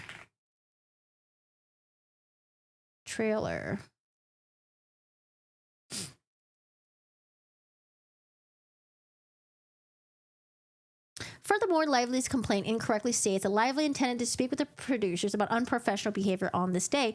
As the timeline shows, the allegedly inappropriate behavior described in her complaint had not yet occurred, and the conversation concerned only wardrobe and production.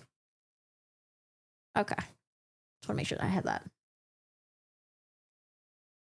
So did she... No, she's continuing with this timeline.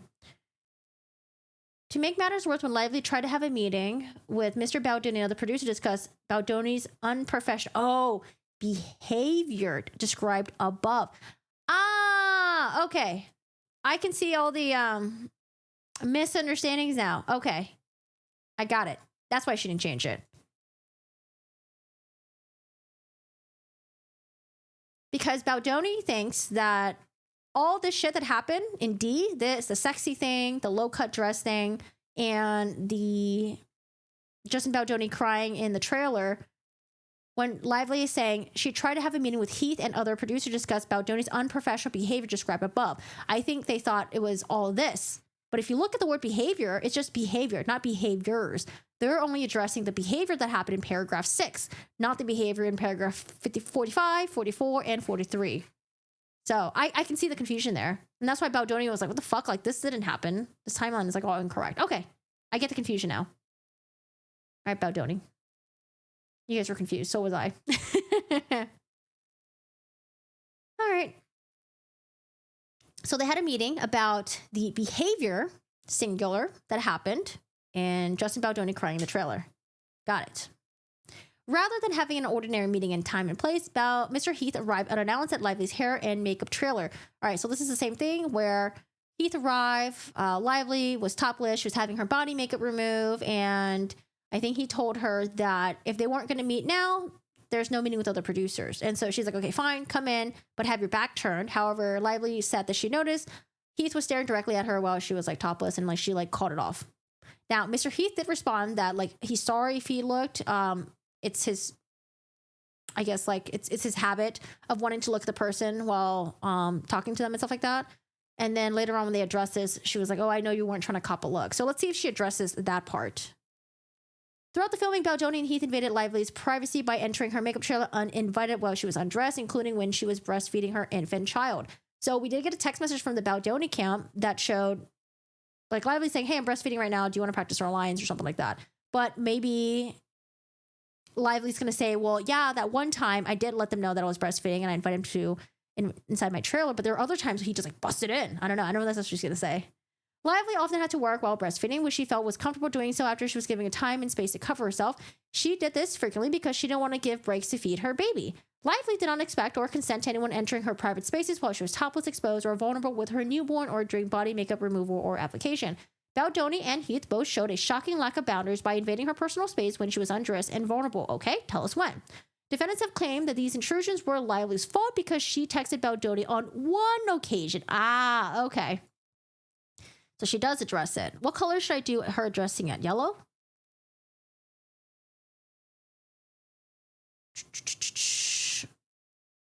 because she texted Mr. Baldoni on one occasion that she was pumping in my trailer if you want to work at our lines. This misunderstands the difference between a woman pumping on her own terms, having taken the necessary steps to make her comfortable, covering herself, and ensuring the conditions are appropriate for the task, walking in on someone without, and walking in on someone without notice or permission while they are breastfeeding or otherwise in a state of partial undress. The critical distinction is consent. Lively's one-time invitation was neither free license to join her immediately in her trailer, nor was it a general invitation to freely walk in the trailer at any time uninvited, and it certainly was not a license to enter Miss Lively's trailer when she refused consent. The fact that Mr. Baldoni has repeatedly preached the importance of consent while giving media interviews or public speaking events now claims otherwise with respect to his own behavior displays breathtaking hypocrisy. Okay, well, she's gonna have to talk about the other times when they busted in on her trailer and she didn't consent to it then. Right? I think we need more details here. We're at the stage right now where we need details, we need dates. I know we can't get names, but we need screenshots, That's where we're at.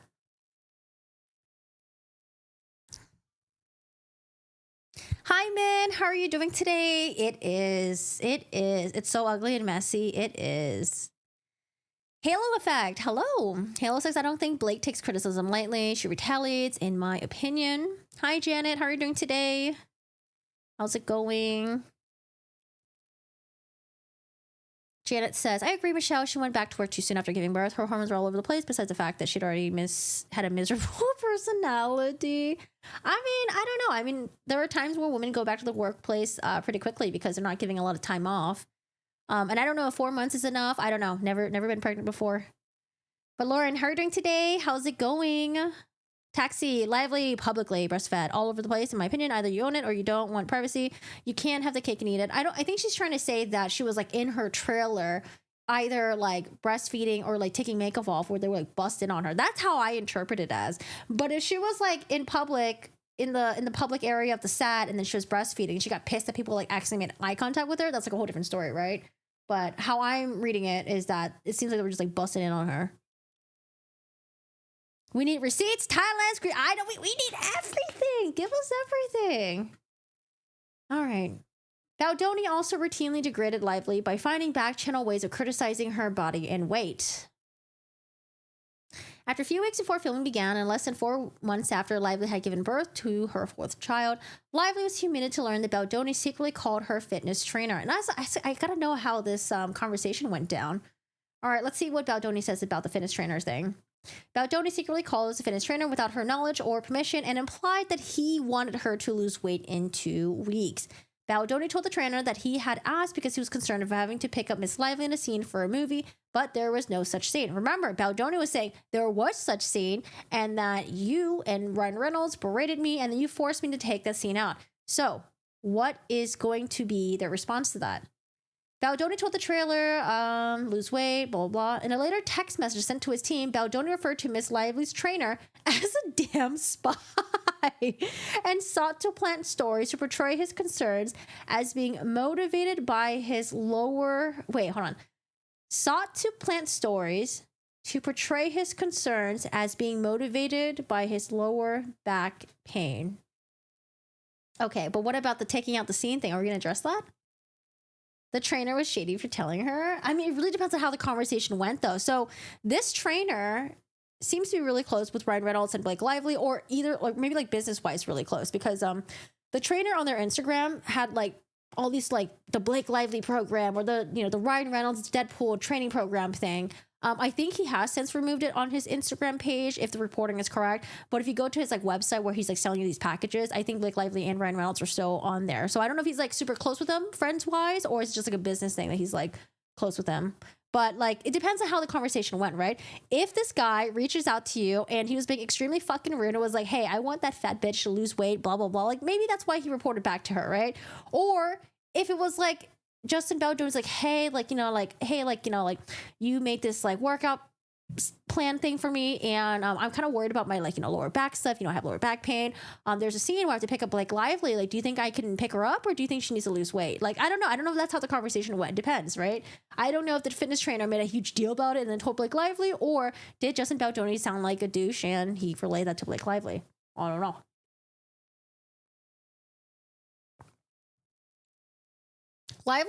Miss Lively was not alone in her view that Mr. Baldoni's discussion with her trainer was uncomfortable and inappropriate. Oh, we have more?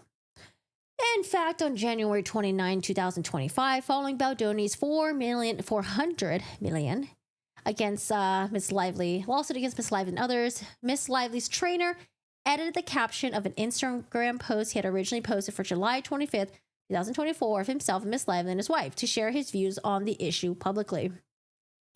He wrote that since he had originally posted the picture, there have been negative comments on this post, negative comments sent to my wife, and believe it or not, negative comments sent to my children. Guys, huge no-no. I know you guys are doing it, but man, other people out there, that's a huge no. He explained that Baldoni is not my client. I created a complimentary program for him as a favor to a client. He noted that he had helped to find a coach, and after an uncomfortable conversation, communication ended. All right. This is... What's yellow again? Yellow is new, right? Yellow is new. When Miss Lively caught strep throat, Baldoni offered a gift. Wait, are we not going to explain whether or not Ryan Reynolds took the scene out, though? Huh? I mean, we have to assume that that didn't happen, I guess? I don't know. I don't know. We got to address everything. Like, Blake Lively, who's doing your PR stuff? Who's doing your legal stuff? We got to address everything. Everything. Or just make like a the timeline thing to address the other timeline. How about that? Because maybe they're like, oh, we can't address everything because like in our amended complaint, we don't want it to be like 200 pages. So maybe the judge would be really upset. That's like super long or something. So maybe do like the timeline thing. That could help. Okay, Lively catches strep throat. Baldoni offered a gift to connect her with an expert he had on retainer to help with probiotics, combat the sickness. When Lively went to fill out the privacy form, she saw the expert was not what Baldoni had represented her to be, but instead a weight loss specialist. There's also COVID protocols that were not properly implemented per Miss Lively. So her and her child got COVID. B. Lively and others lodged grievances regarding the conduct of Baldoni and Mr. Heath, which Wayfair declines to investigate. Wayfair was the employer of the cast and crew. They were responsible for ensuring workplace safety. They failed to provide Lively with the rudimentary employment protections like employee handbook, sexual harassment policy information, or any training on sexual harassment, discrimination, or respectful workplace expectations. Failed to provide Lively with information about filling out like HR stuff. As a producer and owner of the film, Wayfair was legally obligated to address HR-related concerns or complaints. Did they not have an HR department? Lively's knowledge, however, Wayfair lacked any process for responding to complaints about its leaderships, Baldoni and Heath, who were plainly not going to investigate themselves. Yeah, I don't know. That's like that's a weird one, right? That's a weird one. Like, what do these companies do? Do these companies are they supposed to hire like a third party like HR thing? Or my other question that I had in the beginning of this video was, couldn't Blake Lively just gone to her SAG and just I don't know. Couldn't she just like complain to them? Wayfair, Baldoni, and Heath received were a number of HR grievances regarding their conduct. They made it from day one. For example, on the first day of filming, while attempting to hug Miss Lively's employees, Mr. Heath said, "I don't know if we're allowed to do this. It's day one and we have an HR report already." So I don't know if he's being facetious, if he was joking, or what was up with that comment. That's not good. Contemporaneous messages with witnesses prove that Lively's concerns about Baldoni and Heath and others' concerns began early in the production process, long before the editorial process began. So again, people are saying that like, oh, well, maybe like Lively made this shit up, or maybe she wanted to use it against Justin Baldoni later on to take away his to take over and control the movie, I guess. Because of the lack of protocols, Lively initially struggled to find a way to navigate the increasingly troubling behavior to which she was subject to on set. And that's fair. That makes sense. But now I'm curious, like, can actors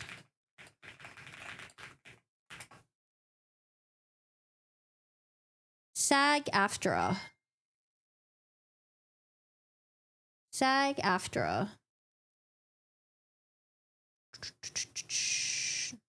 because shouldn't, I don't know, that's the question I had. Could she have gone to this her SAG, her guild or whatever, and then filed a complaint with them and they can investigate it? I need to know more. Who's in the industry? Let us know.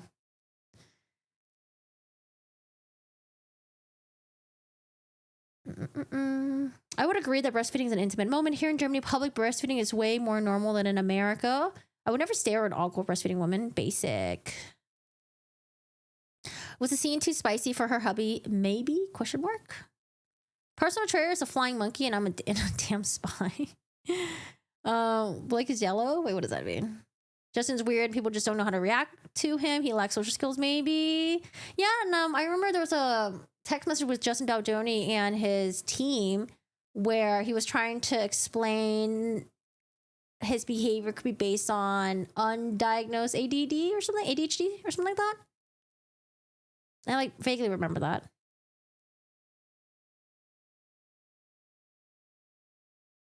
Is it a union? I think it's a union. I think she can go to her, it's like the acting union that she can go to, right? And complain to. I don't know. I wish I knew someone in the Hollywood industry. I don't know anyone. Do I? No. You know what? I need to start hanging out more on the west side of LA. Gotta go on the west side, make some friends. Because it'd be really interesting to know. I mean, wait, actually, hold on. Do I? No. Well, maybe I could ask someone. It's a union that you pay your dues to. Because I think the reason why I bring this up is because there's this TikTok that I came across. I don't know if I watched the TikTok myself or watched someone else react to it, but the person was talking about how Blake Lively could have went to her guild union, and then she could have complained with them if she felt like Sony couldn't do anything.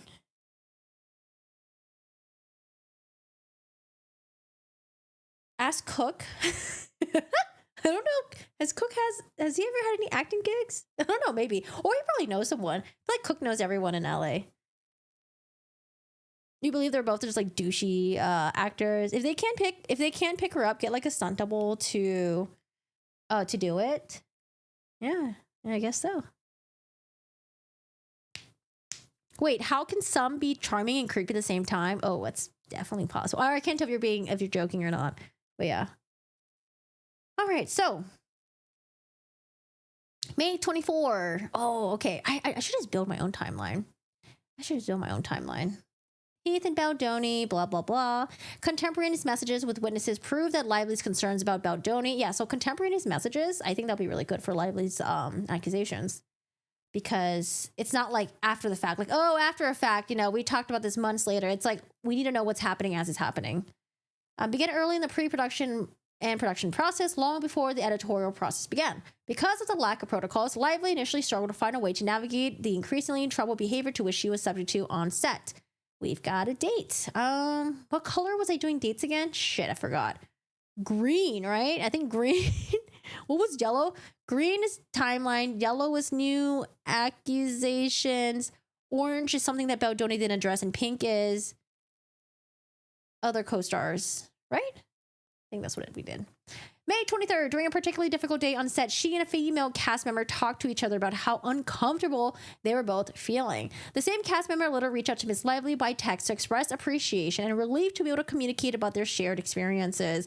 Miss Lively, upset with the inappropriate working conditions to which they were both being subjected, thanked her for her support in speaking up, writing. Thank you for taking the time to say this, and also thank you for taking the time at your lunch. I felt untethered today, and you grounded me. I'm sorry for what you've experienced, and I wish I would have been there to witness it for you, and not that you need me to, but I sure would have loved to have run my mouth about it. Thank you for not only witnessing me, but for coming in with such an eloquent and safe backup. You were able to be bold without being inflammatory, which is such a tightrope, and I really appreciate it. Oh man, now I can't. Sorry, I was gonna make a comment, but I'm gonna shut up. May 24, 2024, Lively and the female cast member discussed how they were both feeling uneasy on set that day. Lively confided that she felt like she needed to say something tonight after wrap, but she's not sure how to navigate it, to which her cast member responded by offering her words of support. May 24. Okay, so what was happening May 24? May 24. No? 24? 24. Oh God, there's so many 24s here. Okay, well, we're at May 16 right now. Let's see. May 24 would have been more than 10 days of filming. Do they take breaks on the weekends? Maybe they do. Oh, this is after the birthing video. Okay. Yeah, so this is when Blake Lively would have gotten COVID, and then that's when she would have aired out all of her grievances to Sony and to Justin Baldoni and Jamie Heath later. Okay, so May 24th. All right, putting the timelines together. Same day. Same day. May 24th, Lively confronted another woman who was a mutual friend of Mr. Baldoni and Mr. Heath. I'm going to invite you to set tomorrow. These people, whoa. Miss Lively continued in response to a message from a woman by stating, it's like HR nuts today. That's the both of them. I wasn't expecting that turn. I mean, it's been present, but today I came home and cried. Further in exchange, Miss Lively described Mr. Baldoni and Mr. Heath as creeps. Like, keep your hormones to yourself. This is not mine. I don't want it. I don't want you gaze or your words or tongue or videos of your naked wife. Yeah, it's shocking. Clowns. Timeline. Meanwhile, Miss Lively and a female cast member discussed a plan to speak with Ong Giannetti, the Sony executive sign on the production. May 26, 2023, the cast member reached out to Miss Lively asking if she talked to Miss Giannetti and informed Miss Lively that her manager knows Miss Giannetti and will be willing to offer support. Miss Lively responded that she has spoken with Miss Giannetti for 45 minutes. When Lively reached out to Miss Giannetti, who was supported, Miss Giannetti texted Miss Lively, what? What I did not review, discuss, feels very small light in today's news. I'm sorry for calling you in moments. Okay, let's just look at the text message. From Ong to B, I will say what I did want to review and discuss feels very small in light of today's news. I'm so sorry calling you in moments. That was 5:26, 5:16. So 5:26, around this time, this is when she was making the complaint to Sony. She was sick with COVID. Okay. So 3 days later is when Wayfair was made aware by Sony that Blake Lively had grievances about Baldoni's sexy comment, the birthing video, and then she had issues with the first AD. In that conversation with Ms. Giannetti on May 26, 2023, Lively told her that she wanted to file an HR complaint about both Mr. Baldoni and Mr. Heath's misconduct. Although she was sympathetic, Ms. Giannetti told Ms. Lively that Sony, as a distributor of the film, was not empowered to oversee physical production, which included Mr. Baldoni and Mr. Heath's behavior on set, and that such concerns must be raised with Wayfair, the studio responsible for the production. Lively was concerned with the response because Baldoni and Heath were the chairman, co-founder, blah, blah, blah, blah, the director, and didn't believe that they would investigate their own alleged misconduct. In the meantime, following through the prior text, the female cast member... Wait, hold on. Let's highlight this. In the meantime, following through on her prior text, the female cast member also had her managers contact Ms. Giannetti to discuss the cast member's own discomfort with behavior by Mr. Baldoni and Mr. Heath and its negative impact on the work. The remainder of the text message shows both women shared concerns about speaking up and the potential consequences of doing so. Pink, right? We're doing pink. Ooh, it's the ugly color.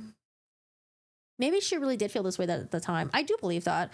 But when I read like the Justin Baldoni text messages, but they are like selected, curated text messages. When I do read the Justin Baldoni text messages and the messages with him and his like PR and the publicist, they seem to downplay the stuff that was happening on set. Like they make it seem like they were just like accusations, they were baseless, that Blake Lively was crazy, and they're like dealing with the aftermath and the consequences of it. Okay. Miss Lively shared that she needs to tread carefully to salvage some degree of chemistry and camaraderie with Justin, who's not only my director, but love interest, and we're not a third of the way done with filming. The two women then recounted their discomfort with their experiences with Mr. Baldoni and Mr. Heath, including one incident in which Mr. Baldoni secretly recorded them, and another in which he made an unwelcome remark about the female cast member's wardrobe. Miss Lively noted that Mr. Baldoni once asked her if he crossed a line, and when she said yes, he made a joke that he must have missed the sexual harassment meeting. So weird, because like I can't like I guess like Justin's team is doing a really good job at building up his persona, because I just can't imagine Justin Baldoni doing any of this. Like just being like so dismissive, casual, and like just crass. 122. Lively and the female cast member discussed various examples of their uncomfortable and inappropriate interactions with Mr. Baldoni. And on May 28th, Ms. Lively explained her concerns were not just Mr. Baldoni's behavior, but the way Mr. Baldoni behaved after being confronted with this line-crossing behavior. He keeps referencing it or disconnects entirely or gets snippy and impatient as a director. He's so huffy after the sexy thing, I felt awful for saying it. That same day, Lively continued by observing that both she and the female cast member were not people who can't take a joke or who can't work or understand blue. We're not that fragile. Referencing Mr. Baldoni, she said, "You can't record people without asking. You can't speak up to people sexually while not in character, while talking about a character. And if you overstep, you move on. It's the weirdness after that makes it feel bad. Like when we speak up, the vibes on the set gets funky and the work suffers." May 29th, the same female cast member texted Miss Lively to recount a conversation with one of the film's producer. So I think a lot of people are thinking this female cast member might be Jenny Slater. Jenny Slater, I think she's a comedian. She's a comedian, and then she plays Justin Baldoni's on-screen sister. Because at this point, I don't think there was anything filmed with Isabella Farrer yet, who was the young Lily Bloom, the younger version of Blake Lively. But I know at this point they did film stuff with like Hasan Minhaj, Jenny Slater, Blake Lively. But the young people were filmed, I think, after the break happened. But it's so here's what's interesting though. Man, imagine if, let's say, these accusations against Justin Baldoni were true, and then Justin Baldoni was like out there giving, doing his press stuff, because he speaks highly about everyone on like cast members. Like he talks like, all those great things about Blake Lively. He had a lot of really nice things to say about Jenny Slater, Isabella Ferrer. Like imagine like you were like, if you were harassing them and then you're rude to them and you're retaliatory against them, and then like you were on screen like giving interviews like talking about how great they were, because he talks a lot of really nice things about Jenny Slater. That's why I thought him and Jenny Slater had a good relationship still. I just assumed that maybe he like the Blake Lively thing he did because of out of like obligation, because he doesn't want people to know about their feud, right? But it seemed like my impression was that like he was like really close with like Hasan Minhaj, and that he still had a good relationship with Jenny Slater. But now I'm thinking maybe this female cast member is Jenny Slater, but maybe it's someone else. Maybe it's someone who's doesn't have a big of a role. But I do want to point this out though. Let me see if I could find it.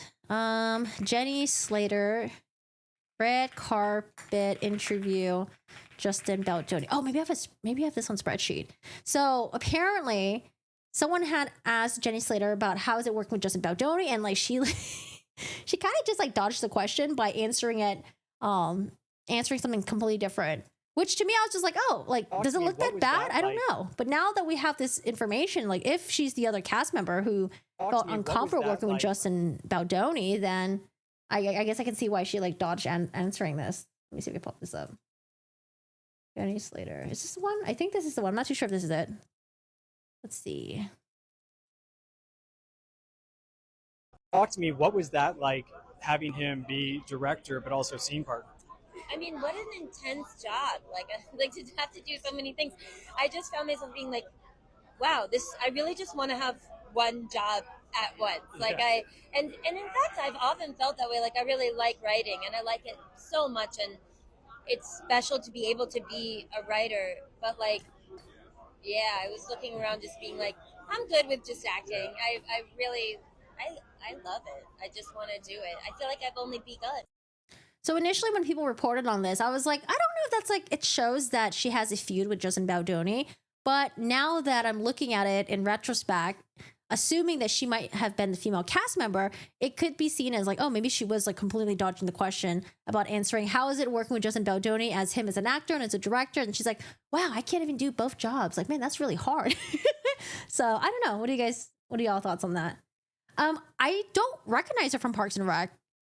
Oh, is it Jenny Slate? Shit, was I fucking up her name? I'm sorry. I'm so sorry. I don't know her. Jenny Slate, who played Mona Lisa Saperstein in Parks and Rec. I watched Parks and Rec, but I think I stopped after season 2 or 3. Oh my gosh, guys, I'm so sorry. How long was I saying Jenny Slater for? I'm sorry. I don't know these people, man. I've never heard of her before. I know Hasan Minhaj because he was on like the Trevor Noah show. All right, guys, bathroom break. Okay, Jenny Slate. I'm gonna get it right. But here's the thing: I don't know if it's her or not. We're just making assumptions here. Okay, we're in assumptions land right now.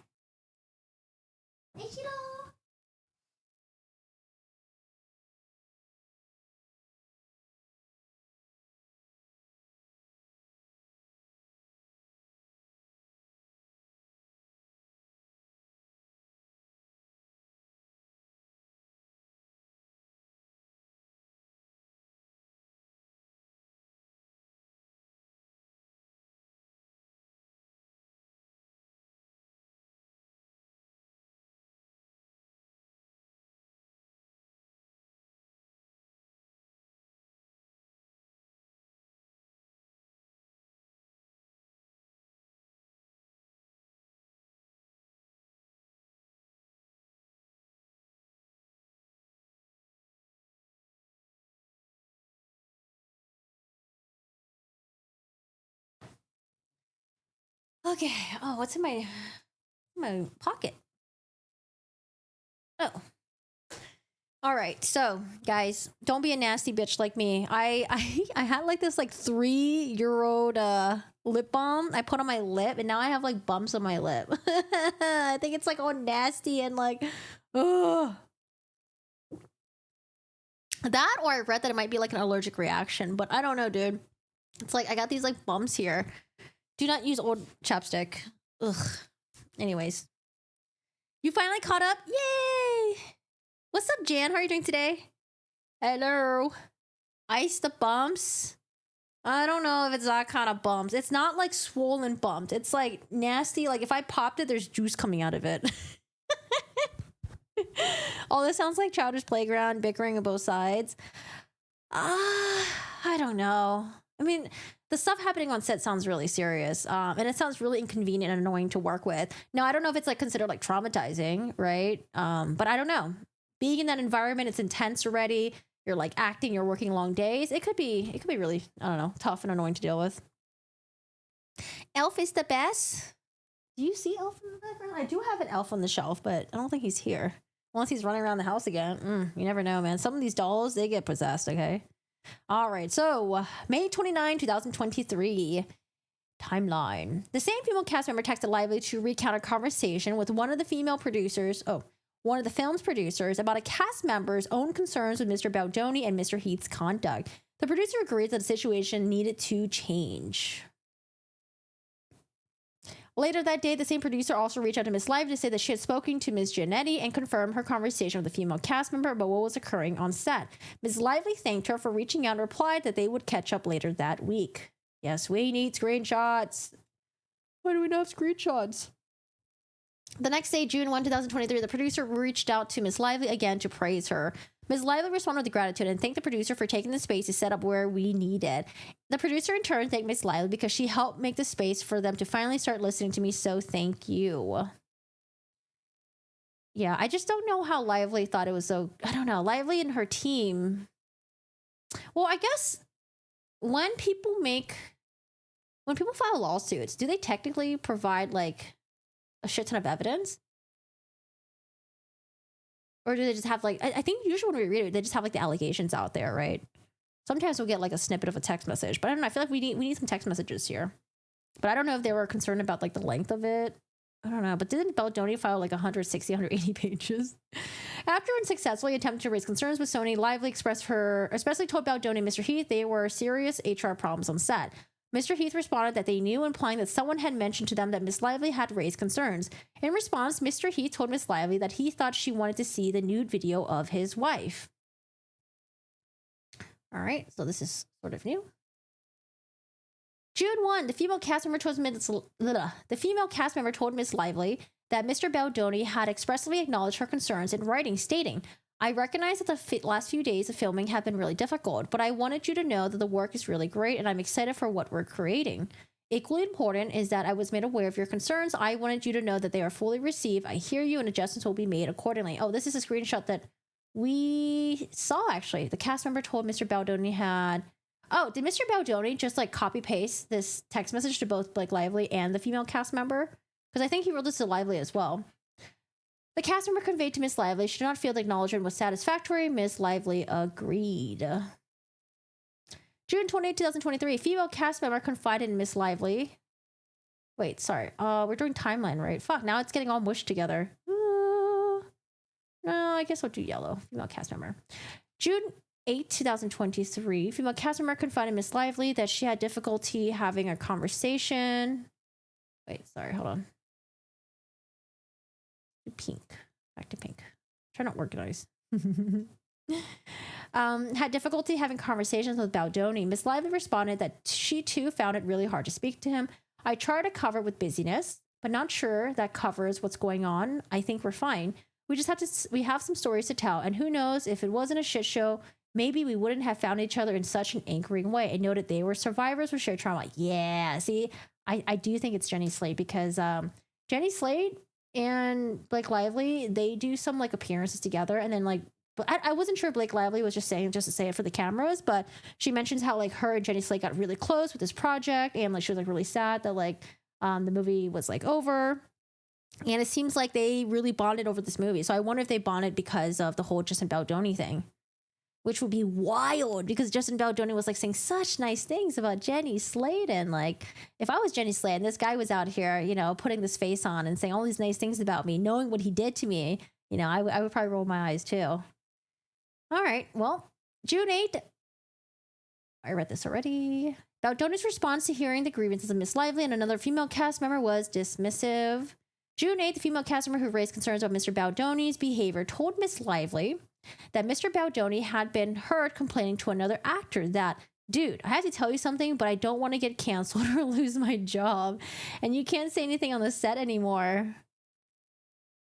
All right. I guess that's categorized as new, maybe? As described above, Miss Lively and others attempted to raise concerns to Mr. Baldoni and Mr. Heath regarding certain of conduct described during filming, but it was futile to ask Mr. Baldoni and Mr. Heath to address their own behaviors or concerns were not addressed despite multiple detailed reports by Miss Lively and others about Mr. Baldoni and Mr. Heath's misconduct. Wayfarer failed to investigate those reports or institute protections for the cast.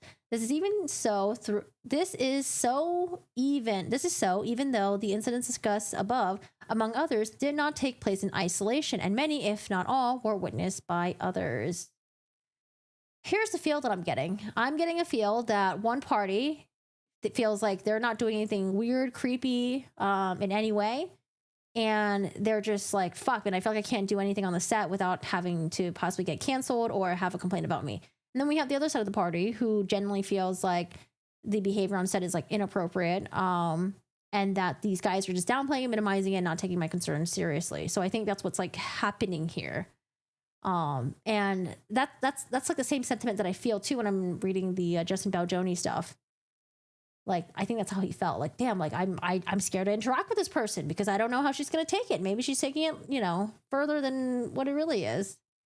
As described above, they attempted to raise concerns. Did I read this right? I did. Okay.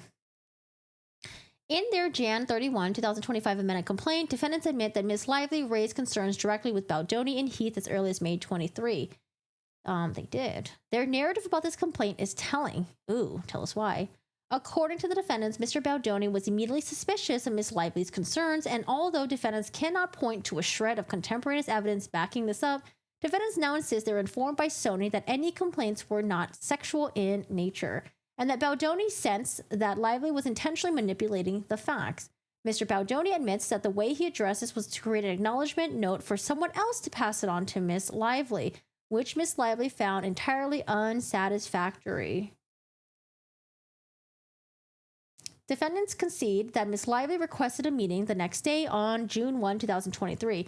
Yet instead of following Mr. Baldoni's own advice to be confident enough to listen to the women in your life, man, they are really going to use his words against him, and to hear their ideas and their solutions, and to actually believe them, even if that what they're saying is against, defendants mocked Miss Lively by saying she raised a series of grievances and that she appeared to have spent the last 5 days over-analyzing and scrutinize every minor infraction and perceived slight.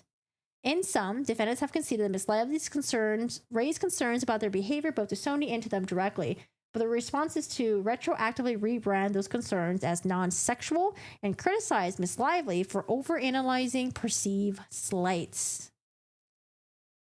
I wonder if they're also using this amended complaint to speak to Justin Baldoni and try to get him to change his mind. I wonder if they're just like trying to like speak to him directly, like, hey, Justin Baldoni, this is the shit that you preach. Practice it. Oh, we shouldn't be worshiping celebrities to begin with, you know?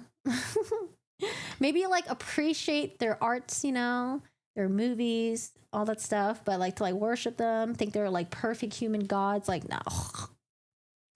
While listening to previous lives, I was dying to tell you that Scarlett Johansson is A-list, and the irony. Yes, I would consider Scarlett Johansson A-list. You know what? Sorry, I was like going through like a random little thing, and Wayfair is co-financing a movie that Scarlett Johansson is directing, and that announcement was made February of last year. So it would have been like a couple months after the whole thing went down between Wayfair or Justin Baldoni, Jamie Heath, and Blake Lively and Ryan Reynolds. So I wonder if that was already something it was probably in the works, or I don't know. Like, I wonder how both parties feel about that. So I wonder how like Lively and Ryan Reynolds felt when they heard that Wayfair was co-financing. Like, I don't even know if they even have bad blood with Scarlett Johansson. Maybe they don't give a fuck. Maybe they don't even care. But I don't know. I just thought that was interesting. By these behaviors, Mr. Baldoni, Mr. Heath, and Wayfair engaged in harassing conduct, failed their obligation to investigate complaints of workplace harassment, prevent inappropriate harassing behaviors on set, blah, blah, blah, blah. On or about January 31st, in the midst of this allegation, nearly 2 years after Lively first raised concerns to Wayfair in May 2023, outside investigation counsel for Wayfair sent a letter to Ms. Lively's counsel claiming they had recently been retained by Wayfair to conduct a neutral third-party investigation of Lively's complaint for sexual harassment retaliation, failure to investigate, prevent, and remedy harassment, and aiding and abetting harassment. Wayfair's outside investigation counsel asked to interview Ms. Lively and have an introductory call with her counsel first. Oh, this is new. Lively's counsel engaged in an introductory call with Wayfair's outside investigation counsel and another investigator on February 12, 2025. See letter. Should we see the letter? On page 47. Can you guys remember page 47? I want to see the letter. Let's see the letter. Where's the exhibit? Is it not attached in here? Oh my god. Where are the exhibits? Exhibit? Wait. Where are the exhibits?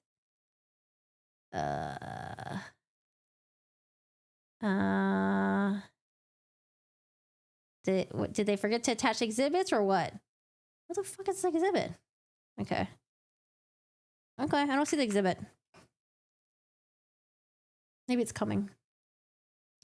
All right, so there was a letter from Blake Lively's counsel to investigation counsel, February 14, 2025.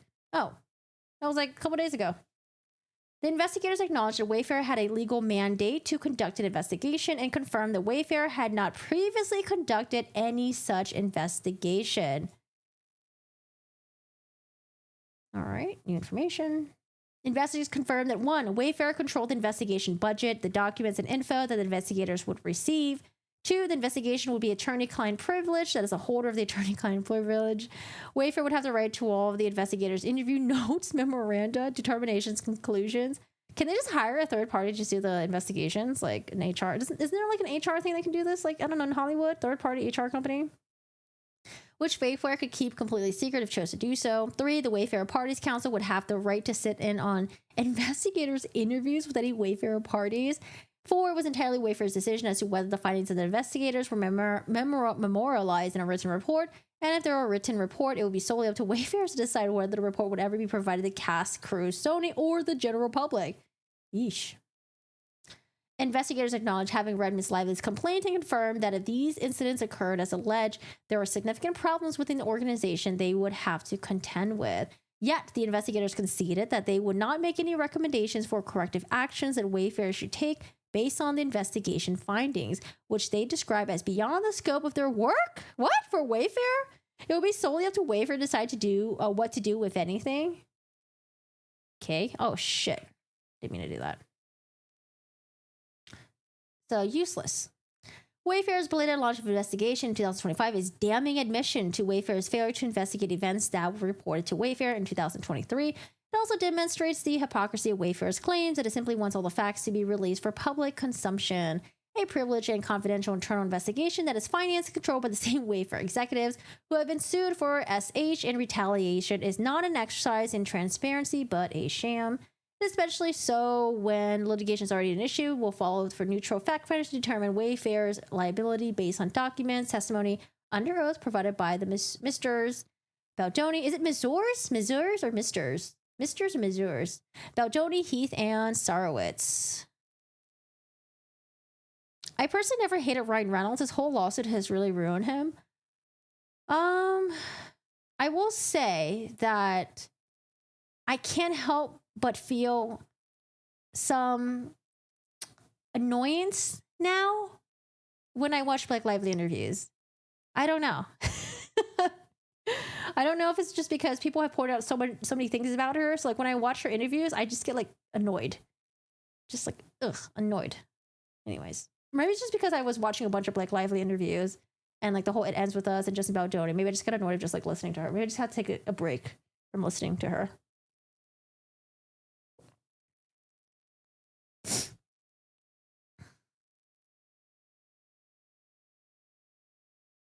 The Wayfair parties ignored their legal mandate to conduct an investigation in 2023 when they indisputably became aware of multiple HR complaints. And their cynical attempt to launch a rigged investigation now makes a mockery of their legal obligations. And while it is helpful that Wayfair has finally conceded its legal obligation to investigate sexual harassment and other concerns raised on the set of the film, Wayfair continues to ignore its legal obligation to cease retaliating against Ms. Lively for reporting those concerns. I think what Blake Lively is saying, or her team is saying, that they didn't know how to launch formal complaints because Wayfair was basically the employer. And they had no way of knowing, okay, well, if you have an HR complaint against you, like how there's no like employer workbook, handbook, whatever the fuck it is. I don't know how to file a formal HR complaint against you. So what they would do, they would just go to Sony and then like they would have this whole thing like, and Sony's like, well, you can't really file it with us because like we don't have control over what Wayfair does. You have to do it with Wayfair directly. But then it's like, well, how the fuck do I file with Wayfair? Like, I don't know how to file with Wayfair. And that's where I was like, okay, well, what about going to your union and filing a complaint with them instead? I don't know. I don't know if they did that. Who's Charlie?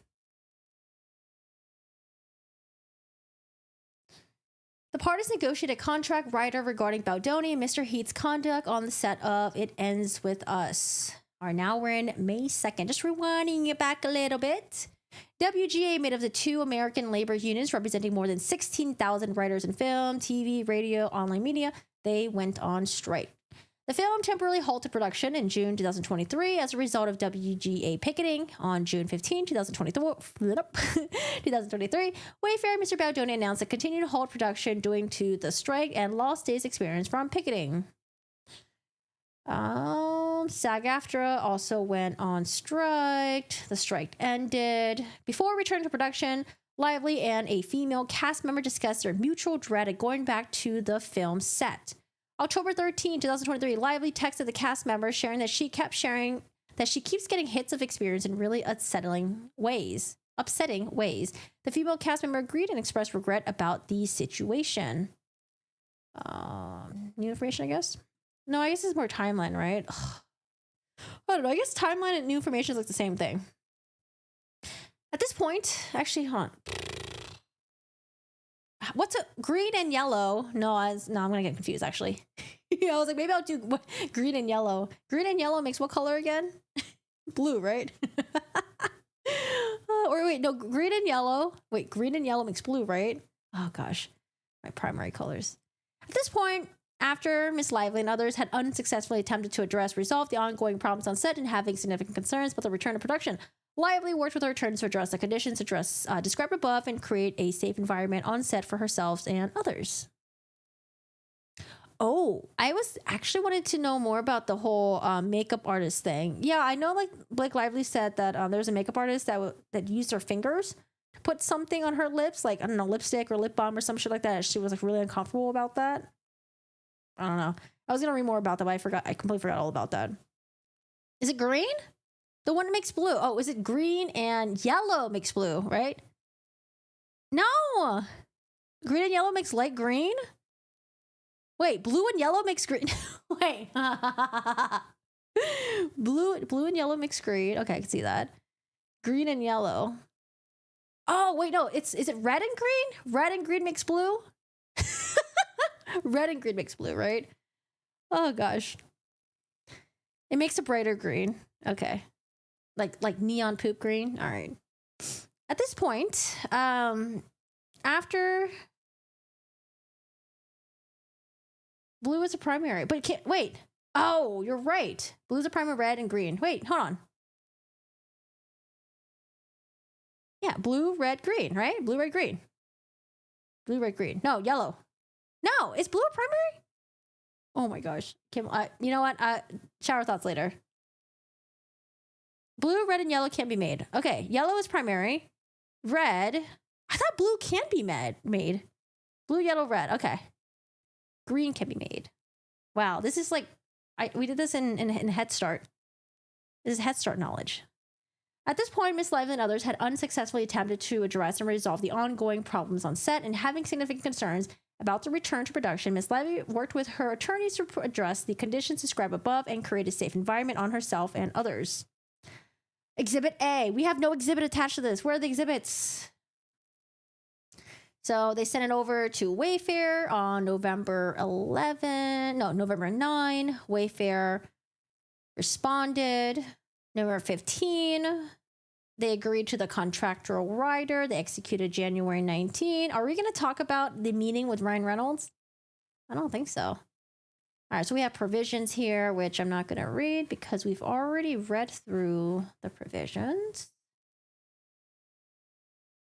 December 4. Ong Giannetti reached out to Miss Lively to acknowledge Miss Lively's experience on set has been well beyond challenging. Let's just read the text message instead. Here we go. Actually, no. This is shit. This is timeline. Let's do green. Green.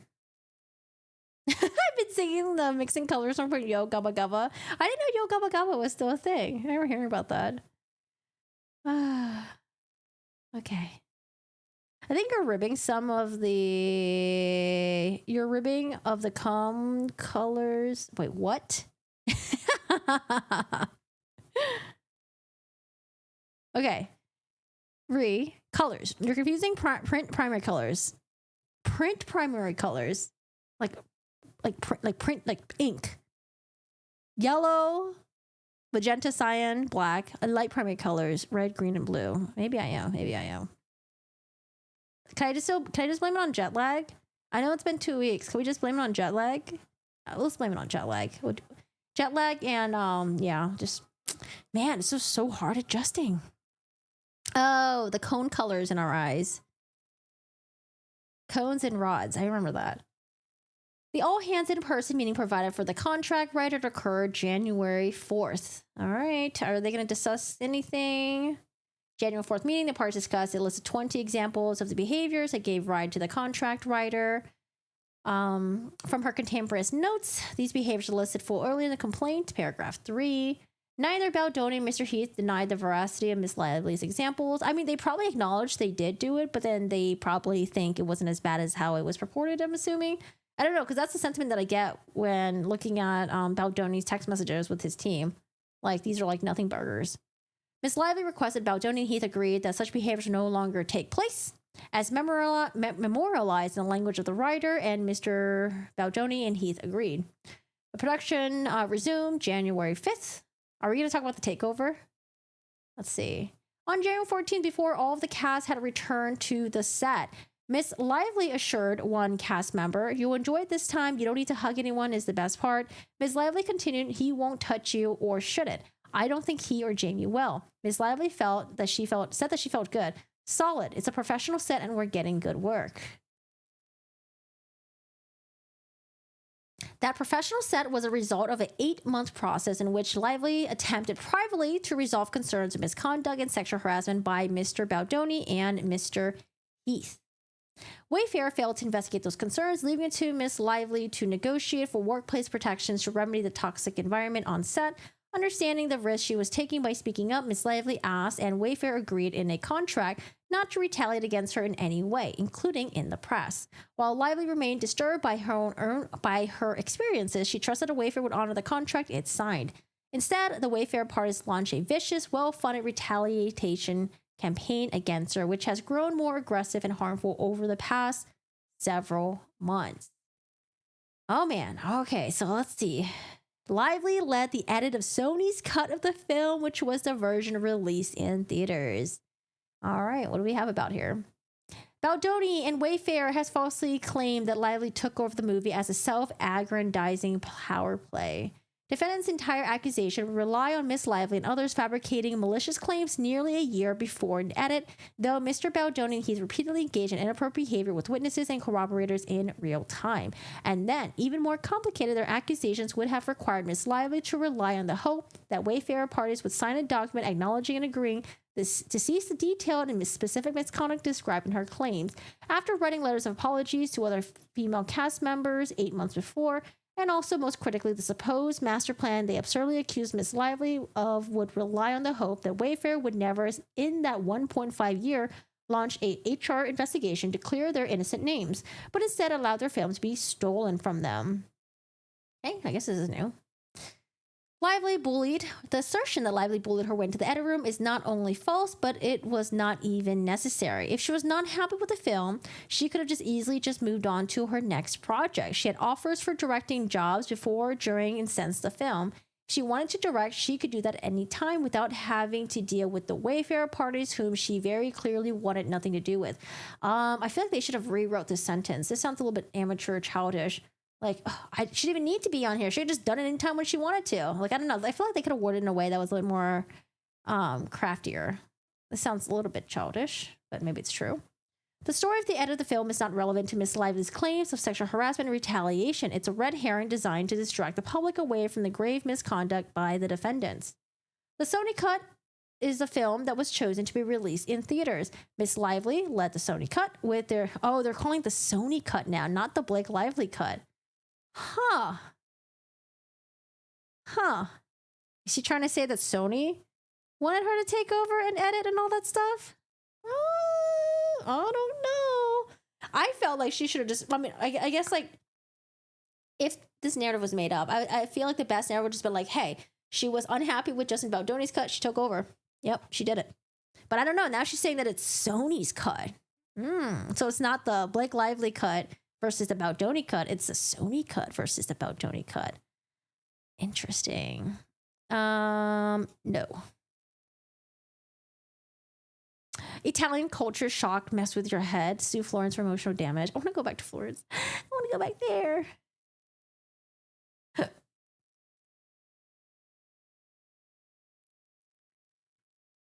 The story of the cut is not relevant, so they're not going to really address the movie takeover stuff, I guess.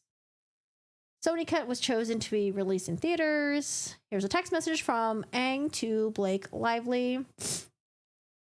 May 17, 2024. Timeline. Hi there. I'm sure Josh is updating on the huge response to the trailer. 108 views in 24 hours. Yeah, apparently it ends with this trailer had more views in 24 hours than what's that Wizard of Oz movie that came out? The pink and green movie with like, I was like really surprised at how many views the trailer had in 24 hours. It beat Wicked. Yeah, Wicked, thank you. Yeah, it beat Wicked. I'm like, what? Really? And some other movies as well that were like pretty big. I'm texting you to thank you. I know how hard you worked on making that trailer perfect, round after round with creative advertising, and all while you're shooting, working on the cut, mother of four, and on and on and on. Still a long way to August 9, but an incredible launch. Fans are so excited and learned from publisher this AM. Amazon sold 6,000 copies of the book in 12 hours after the trailer dropped. A beautiful start, and thank you for making it so. June 19, 2024, one of the film's producers described Miss Lively's edit of the film as excellent, and her work is truly beautiful. Blake, $50 million. Your blood, sweat, tears, brilliant, smarts, heart, and soul in every single frame. My God, it's incredible. Thank you 50 million times, and it's only Saturday night. I don't know how this text message helps in any way. She needs to show text message saying that like it was Sony that was the one that told her to do the cuts, and then she went with it. I don't know.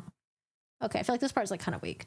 The story Mr. Baldwin and Wayfarer have told since Lively filmed her opening complaint is completely at odds with their behavior when trying to produce and market the film. Before Lively sued, Baldoni and Wayfarer were perfectly happy to exploit Lively's star power as well as her access to A-level filmmakers, editors, and more. Notwithstanding their complaints today, Lively supposedly seized control of Baldoni's film. That did not stop Baldoni from proudly marketing the film as his work on release. Indeed, although Baldoni privately confessed he did not even see the final cut of the film until the premiere, he repeatedly and publicly took credit for the film, while Miss Lively generally downplayed her contributions. So now it makes sense why. Remember how Lively wanted to take a film by credit away? Because obviously it wasn't just about Baldoni who edited it, was like Lively and her team. August 5th, 2024. Baldoni. Well, if you decide to change your mind last minute, let me know and let's figure it out together. I'm going to be there. That's just different timing and holding areas in theaters and all the things you can imagine. It's still our film.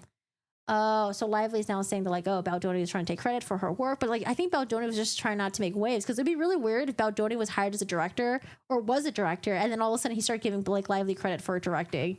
Then people would be like, oh, there's some shit happening behind the scenes. Oh, what is it? So I can see why Baldoni continued to take credit. The irony of Wayfarer's complaints should not be lost on no one. It is Mr. Sarowitz, Baldoni, and Heath that have reaped the greatest financial benefits on Miss Lively's hard work, which now they now complain. The film quickly became Wayfarer's most lucrative project, to the record-breaking tune of over $350 million. Reveling in the financial success of the film, they now incredibly accuse Miss Lively of hijacking. Mr. Sarowitz boasted in one interview that the film was the #1 in the country as of August 13, 2024. I guess that's timeline. When one interviewer congratulated Sarowitz on the film's impressive $50 million opening weekend, Sarowitz responded the film had actually grossed $80 million worldwide, about 2.5 times what Wayfarer expected, remarking, "We're thrilled with that." Once the film was well established in theaters, Wayfarer took to Instagram to promote the film's addition to stream service giant Netflix, encouraging users to watch the blockbuster film at home. Later celebrated the film was the #1 movie in the U.S. on Netflix. It seems, so long as Miss Lively stayed silent about Wayfarer's misconduct, defendants were content to continue collecting paychecks from the film they now claim she hijacked. It is only when she spoke out about sexual harassment and retaliation, to which the defendants subjected her, that they decided to attempt to convince the public Miss Lively ruined the film. And defendants have done so even though throughout the process, they need to have some serious proof to back this up. Baldoni engaged in a stunning duplicity, praising Miss Lively to her face in public, while secretly disparaging her in private and plotting to bury her alongside the truth of his own behavior. Back to the sentence. It is only when she spoke out about sexual harassment and retaliation, to which the defendant subjected her, they decided to attempt to convince the public Miss Lively ruined the film. Okay. Not to be outdone, Mr. Sarowitz loudly promoted the film and its box office success while financing defendants' efforts to destroy Miss Lively and her family. Even though the film had turned out very well, Wayfarer had made a lot of money in it in late August 2024. I guess this is timeline. Sarowitz confessed to a third party that if Miss Lively or Reynolds ever cross the line, then I will go after them. He declared, "I will protect the studio like Israel protected itself from Hamas. There will be 39,000 dead bodies. There will be 2 dead bodies when I'm done. Minimum." So that's supposed to be Ryan Reynolds and Blake Lively. Not dead, but you're dead to me, so that kind of deal. But dead to a lot of people. If they ever get me to that point, I'll make it worth their while, because I'm going to spend a lot of money to make sure the studio is protected. He made this disturbing pledge after divulging to another individual at the film's New York premiere that he was prepared to spend $100 million to ruin the lives of Miss Lively and her family. I don't know if this is considered timeline. I guess it could. Hey, Wendy, how are you doing today? So, Lively, another cast and crew member, promoted the film according to marketing plan. So, again, this is Sony saying to focus more on the character's resilience, strength, don't make it sad, don't make it heavy. Miss Lively and fellow cast members promoted the film in accordance with the talking points. Baldoni's team, including Sarowitz, had publicly embraced the same marketing plan. May 2024, Baldoni appeared at a floral-themed Trilla launch, him making flowers and bouquets. July 30th, the official Instagram page for the film published an International Friendship Day about how to plan the perfect girls' night out and advising fans to grab your bestie, get your tickets, wear your florals. 2 days after, on August 2nd, the official TikTok page for the film posted videos of fans attending early screenings of the film in floral outfits, with one influencer stating, "Grab your girls, wear your florals, go see it." I guess this is timeline.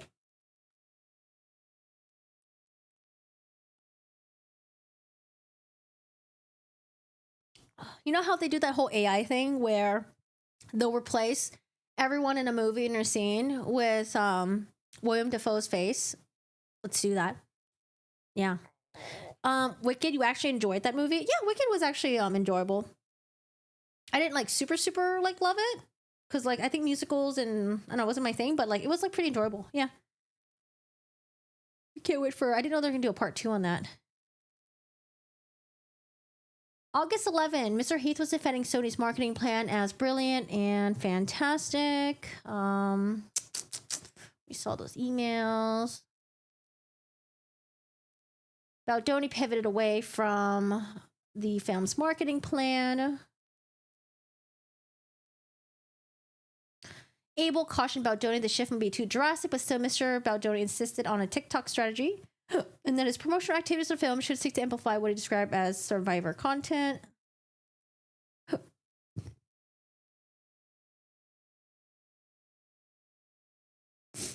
Team followed Mr. Baldoni's instruction.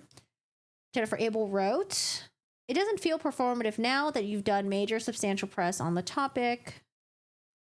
August 11, Abel cynically advised Baldoni that exploiting content relating to survivors of DV could help advance his public image. In her words, she advised Baldoni, let's see, "Theater surprise, then I think survivor content first thing tomorrow a.m., which will be helpful for the news cycle." By repositioning Baldoni's market film on information and belief, Baldoni helped create the false impression that he had chosen to not appear alongside other cast members. Baldoni directed his team to share his public Instagram feed the private messages he had received from survivors sharing their stories of DV with him. Baldoni, "Also, I need you guys to be on the stories I'm tagged in. I think you should let all the people DM me so you can see the people's reaction to the film. I can repost everything. The next 36 hours are crucial. We need to be on it." Already read through that. January 13, 2024. Are we going backwards? Oh, we are. Okay. Baldoni's team formulate, a retaliatory plan. Okay. Let's see what it says here. By the time defendants launched their campaign to bury Miss Lively, Wayfair knew the details of Lively and other concerns.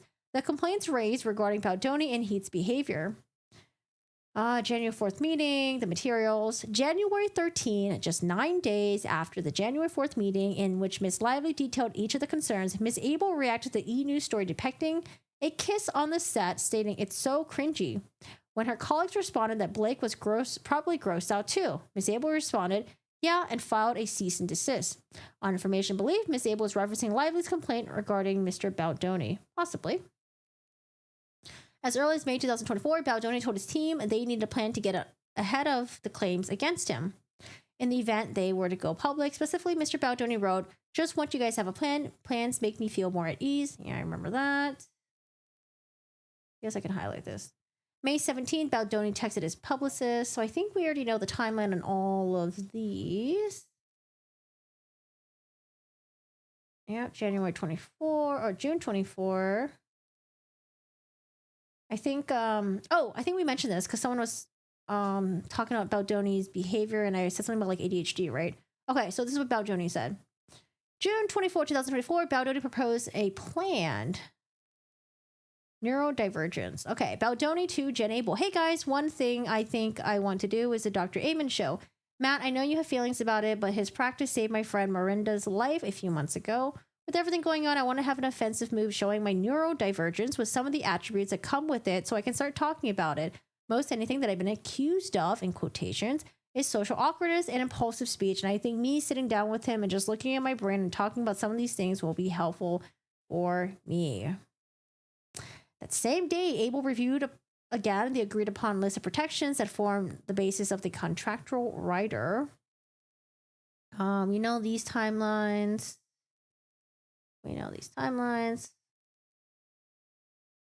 Wayfair engages Melissa Nathan, tag Mr. Wallace in street relations on behalf of Baldoni to launch a retaliatory campaign against Miss Lively. So from what Baldoni's team has shown so far, they've shown that they were on the defensive and they hired the team to make sure that if shit were to go down, then bring everything, bring the whole cavalry, right? Cavalry, the whole army. Film's release date was coming up closer. They retained the team. We already know this. Text message, we know that. planting stories, weaponization of feminism. We know these text messages. Planting stories. We know that. I mean, honestly, I think Justin Baldoni and his team did a good job at kind of like shifting the narrative a little bit with the text messages amongst the all these people. It sounded really bad when it first came out, but when we had like a zoomed out view of those screenshots, if he was responding to, you know, Blake Lively and the way she was treating him and them thinking that she was like starting to plant stories and all that stuff, it seems, I don't know, it all made sense to me and didn't look as bad.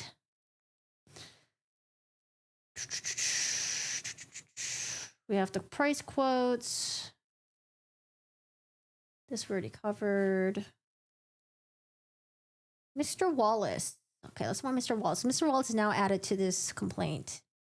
Mr. Wallace, around the same time in early August 2024, is designed and to implement their social combat plan. He's self-employed, PR consultant. Mr. Wallace specializes in executing confidential and untraceable campaigns across various social media platforms, including TikTok, Instagram, Reddit, and X. Wallace himself has no online presence. He does not appear to have any public profiles on Facebook, Instagram, or LinkedIn, or X. One Los Angeles publicist recently stated publicly, "I imagine Jed has no interest in having his name out there. I imagine all of his work is word of mouth, and he doesn't want to be known because if he's the guy who makes things untraceable, that's the value." Yeah, I was trying to look up this guy, but I guess you can't. Mr. Wallace owns and serves as Director, President, Secretary of Street Relations. It helps primarily families and individuals when they find themselves unjustly attacked, extorted, doxxed, swatted, scammed, or need help navigating through the most frightening situations. Street Relations' roster of clients include high-profile, high-net-worth clients for whom it performs public relations services, including by contracting with other public relations and brand management firms to perform discrete work that facilitates larger public relations strategy. I want to know what he does. This would be so interesting. It'd be so interesting if this ever goes to trial and then we get more details on like how Jed Wallace does stuff. It's not like we're going to be sitting there though, but still. Still not used to the fact that these filings need to call Twitter X. Yeah, I don't know. X is just confusing, but I think I'm used to X now. Mr. Wallace and defendant's counsel, Brian Friedman, have a close relationship that predates this litigation. In August 13, 2024, Nathan inquired about whether we should create a signal thread between herself, Abel, and Mr. Wallace in case you need Mr. Wallace connected to Friedman because they're very close. No, I basically just read the text message right there. Did Jed file a lawsuit against Blake? I think in Texas, or he had the he asked for like a I don't know what it's called, but it's basically the judge says that there's nothing here and that Blake Lively can't sue Jed Wallace if she decides to sue him or something like that. I didn't cover it, but I just remember listening to other people covering it. I don't know if I got that characterization correct.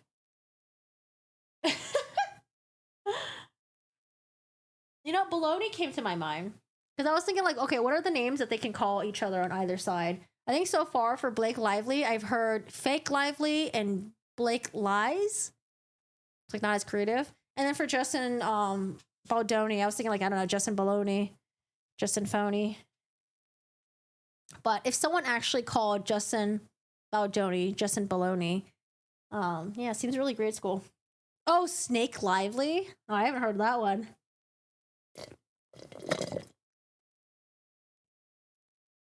Okay. Wallace. On information and belief, TAG retained Mr. Wallace, his company, Street Relations, to weaponize the digital army, including New York, Los Angeles, to create, see, manipulate, and advance disparaging content appear to be authentic on social media platform and internet chat forums. You know, if they did do this, though, they're going to have to continue this for a long time. Otherwise, if it suddenly just drops off, it's going to look really suspicious. Because I did mention this. I did look at old posts of Blake Lively, story posts, interviews and stuff like that. And a lot of the comments were just like, I don't know, people like Blake Lively. They're like, oh, she's pretty. Like, oh my gosh, she seems so fun. Oh my gosh, she's so funny. Oh my God, like, you know, I love her outfits. It seems like people were like, you know, they like Blake Lively. And then now in the comments, it's like, I don't know. I don't see any Blake Lively support comments. Maybe I'm just not digging enough. But the ones that pop up were all like the hate comments. All right. they have a relationship with Tag, Baldoni, blah, blah. Okay. Mr. Baldoni, they would focus on Reddit, TikTok, Instagram. Okay, what is this? Oh, is this a new text message? August 7, after discussing the social combat plan with Miss Nathan, Miss Abel corresponded with other Tag personnel regarding what she referred to as social manipulation. I guess this is timeline. Okay, what does it say? Timestamp. This is backwards. This is August 7. Yeah, August 7. August 7 from Jennifer Abel to Jamie Heath and to Melissa Nathan. Social digital mitigation remediation snippet.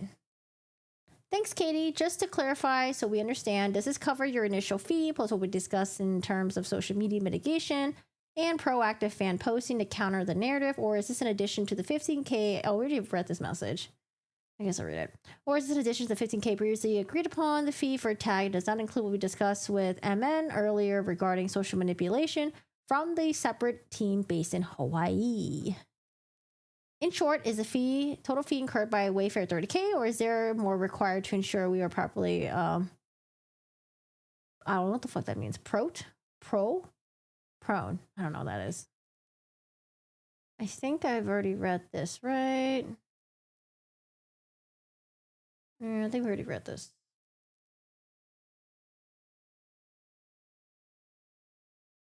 For example, on August 9, 2024, Abel, Baldoni, Heath, Nathan, and other members of the Tag texted to discuss the narrative was shifting online to pointing fingers at Ryan being, I think, overly involved. In response to a text from Baldoni and Tag employee responded, "We've flagged to Jed and his team as well." Yeah, because that narrative started popping up that it is Ryan Reynolds who is behind the scenes, maybe controlling everything. Now it's like, I wonder what's organic and what was inorganically created, I guess. Jeez, I feel like I'm shopping at Whole Foods. August 13, 2024, the Hollywood Reporter announced the retention of Nathan and Tag on August 13.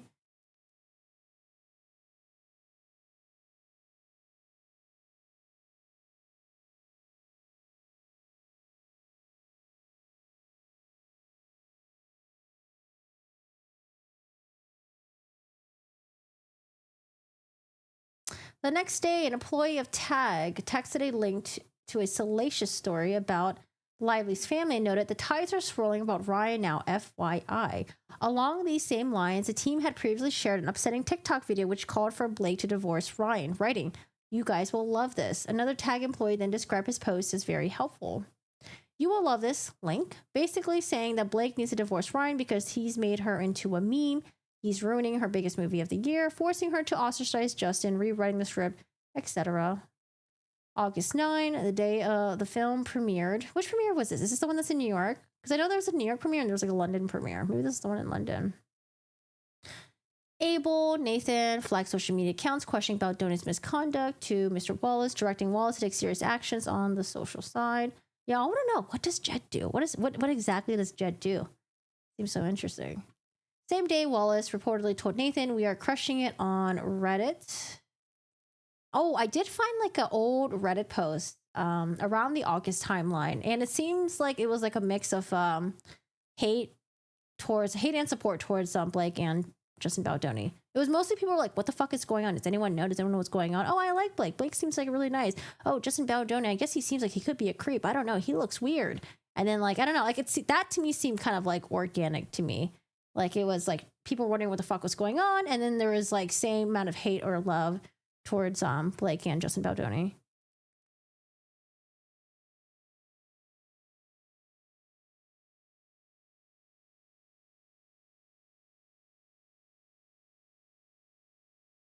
They're millennials, aren't they? They must be corny as hell. I mean, they are kind of corny in their text messages. They have like the whole like long, the Ku Klux Khaleesi. I've never seen that before. What the fuck? Millennials have like a famously corny type of humor with regards to insults. I want to hear to humor myself. Ryan Reynolds, the toxic dwarf behind the scenes, or to quote a Bond movie, the author of all the pain.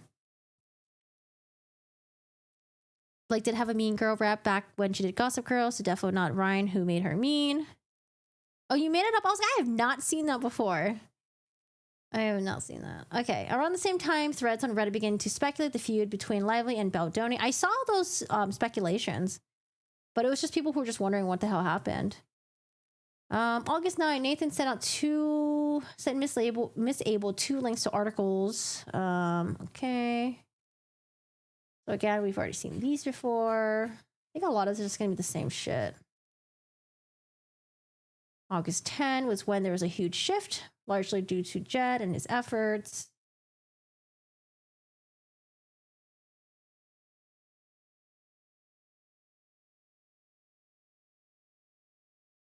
We've seen these text messages before.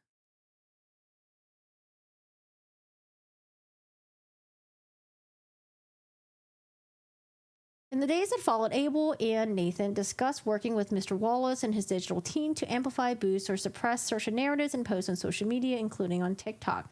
How do you suppress on TikTok? Like just have a bunch of like fake accounts and then just like write like a lot of negative things about it, hoping the creator won't make more content about it, or how does that work?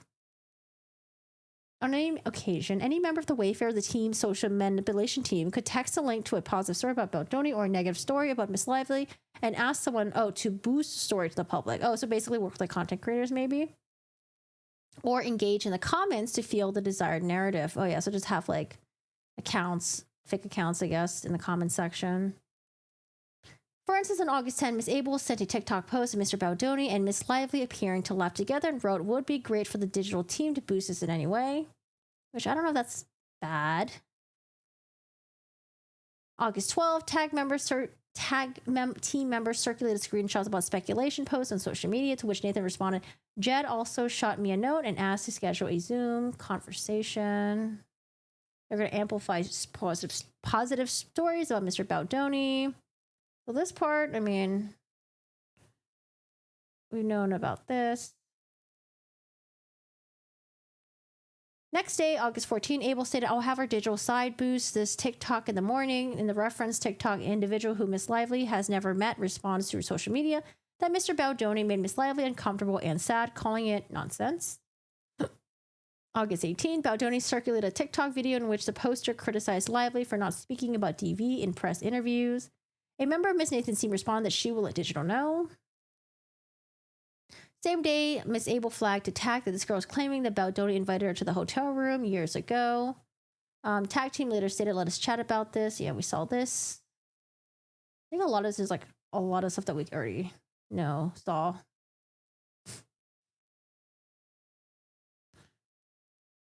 Okay, they were heavily monitoring. Example, August 9, Abel circulated a screenshot of a post by a woman stating, "Justin, the creator of a show called My Last Day, exploits the struggle of individuals facing terminal illnesses for his own gain. He found my friend, who is battling a serious illness, followed her life closely. Despite her grace in not speaking ill of him, I sensed from the start that something was deeply wrong. Justin weaponized his therapeutic language, presenting himself as thoughtful and supportive, yet his actions reveal a different reality." I actually saw this post on Reddit. I saw that comment on Reddit. He portrays himself as an ally to women and the vulnerable, but it's all a facade. He manipulates the vernacular of care to mask his true intentions. In reality, none of the proceeds from the show benefited the individuals he profiled. He even had the audacity to depict her hometown, a vibrant, affluent community, as a small, impoverished town. His portrayal was just not inaccurate, but insulting. Once the show aired, Justin took those profits and vanished, leaving nothing but a sense of exploitation in his wake. His behavior was not just tacky and gross, it was a betrayal from the very people he claimed to uplift. Yeah, I was gonna, because Justin Baldoni, what is it called again? Oh, My Last Days. Yeah, I was gonna watch that. I think it had really good ratings and stuff. But I did see that. It's funny, I actually saw that comment. In response to the post, Ms. Abel stated, "I'm assuming this is not true in the slightest. Either way, we flagged Jed and Steam for more serious action on the social side."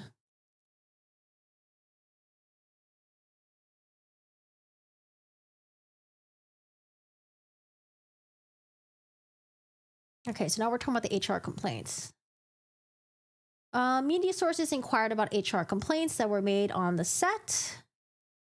August 14, media outlets directly inquired about HR complaints because they were being told there was at least 3 HR complaints filed against Justin on the set of It Ends With Us. By this time, individuals that tagged Miss Nathan Abel were aware of the existence of complaints that were made regarding the on-set behavior of Baldoni and Mr. Heath and sought clarity as to specific HR complaints at issue in order to better counter them in the press. Hey guys, TMZ thing, the HR complaints. Our understanding is that 2 were from Blake and redacted are the sexy comment. Is the additional one from redacted? Read the thing with Jamie in her apartment in NYC. Just wanted to clarify. Approximately 1 minute later, Miss Nathan asserted, I think we need to position as claims that are already out there, but the kiss and the wait comment. It's weird because I don't see anything about like the other cast member. Any comments about that?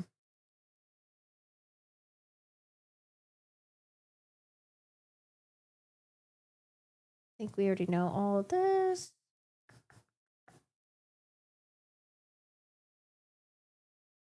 Hair Care line.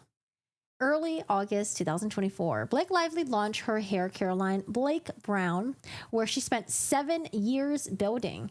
The defendants have falsely claimed the launch was timed with the film's release, but in reality, the launch was set nearly 1 year before the film's release date had been decided. It was not until May of 2024, when the film's release date was moved for the 3rd time, that it happened to land the same week as Miss Lively's hair care launch. Oh yeah, I made that assumption too, that she just decided to do it during the same time, just to ride the wave of like the Deadpool stuff, and It Ends With Us. The timing just made sense to me. When Blake Brown hair care line was first launched, social media and social media response was overwhelmingly positive. The launch of the product line at Target became the store's biggest hair care launch on record. Yet, at exactly the same moment, the defendants launched their retaliatory campaign, powered by the digital side by Mr. Wallace and his team. The Instagram of Blake Brown was flooded by harassing, derogatory comments. Oh, is it coincidence? Including many posted by users that had no followers, no prior posts, most of which did not relate to the brand's products. Interesting. Timeline. Or I guess this is new information. New information. Fuck. Is new information this ugly orange color? Think so, right? New information. Actually, I'll just highlight the whole thing. Okay. To take just one example, one comment posted on Blake Brown account by the user as of December 19, 2024 shows user metrics indicating 0 posts, 0 followers, 0 following. Commented, how about you stop paying the media to trash and smear Justin? That would be a good start, you awful human being. Another user, 0 posts, 0 followers, and 0 following, posted, we want Justin's cut of the movie. He actually cares about DV. I think Justin and his team tried saying they could just be trolls, like real people making accounts and then using that as a way to troll post and troll comment. I like orange too, but not this. This one reminds me of it's too descriptive. I want to gross you out. But basically like Mad Dog, but you vomit it. Mr. Baldoni and Mr. Starwitz, along with Heath, both encourage and provide input and ideas on ways to negatively influence the narrative against Miss Lively, her family, her businesses, and suppressing negative press about Mr. Baldoni. Oh, what is this Reddit thing? Absolutely Iris Reddit post. Sounds like Lively used her power even though he bought the rights and was a director. She pushed him out. It's obvious all the info comes from her camp. I saw like, I saw this Reddit post. Okay. Wow. Kind of sounds like a mean girl behind all the makeup and fake smiles. No longer a fan. And those are the comments.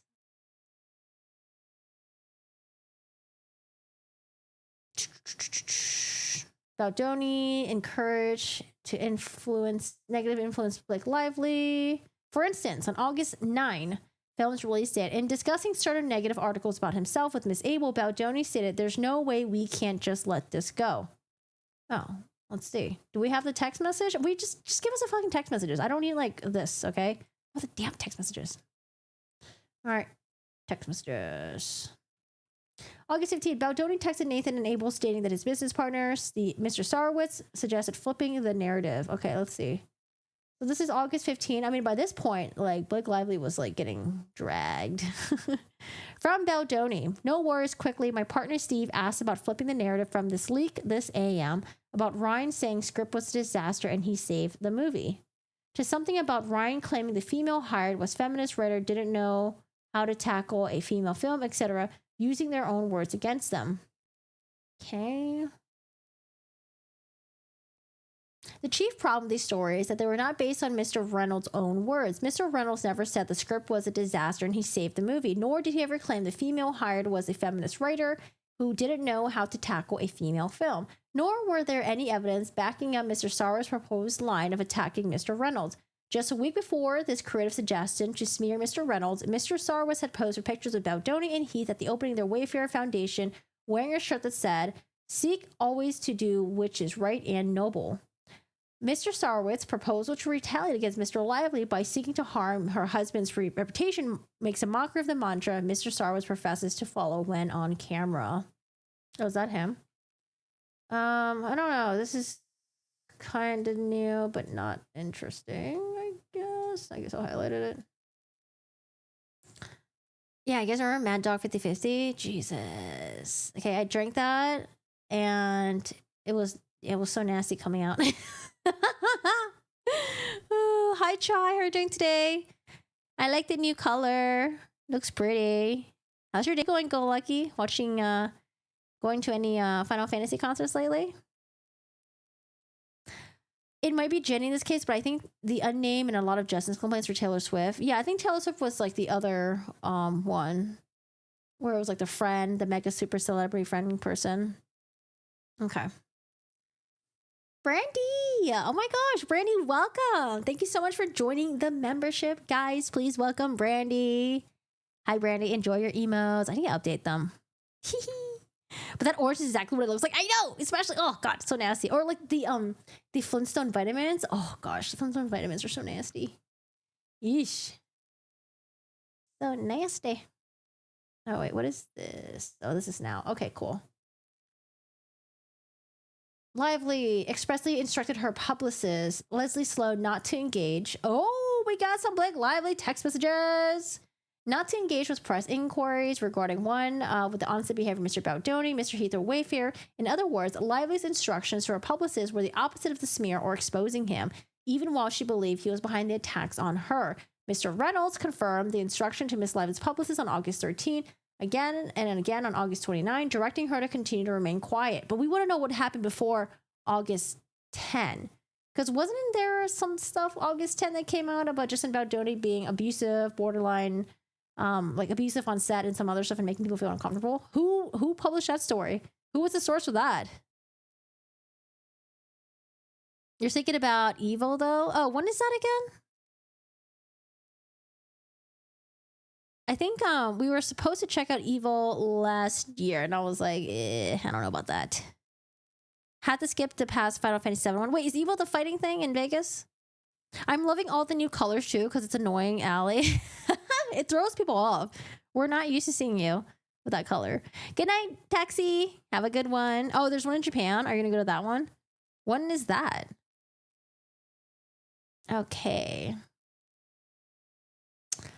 Directing her to remain quiet, not to do anything to shape any stories, whether positive or negative, reiterating instruction that both he and Miss Lively had given her verbally at the premiere of the film in Denmark on August 9 to not talk to anyone of any of the attacks on Blake. Leslie. Hi, it's Les, just checking in to tell you I'm thinking about you, B, and the family. Hugs to you all. Thank you. This is the craziest thing I've ever witnessed in my life, but it will be resolved. Thursday, August 9. Hi, sorry to bother you, but this is clogging my inbox. I'm not answering. Blake Lively's brother-in-law, Bart Johnson, defends. Oh, I remember this.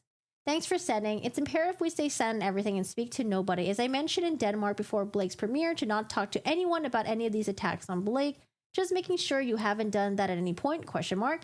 I think this is sweet Bart said this, but the only thing to do now is remain quiet for now.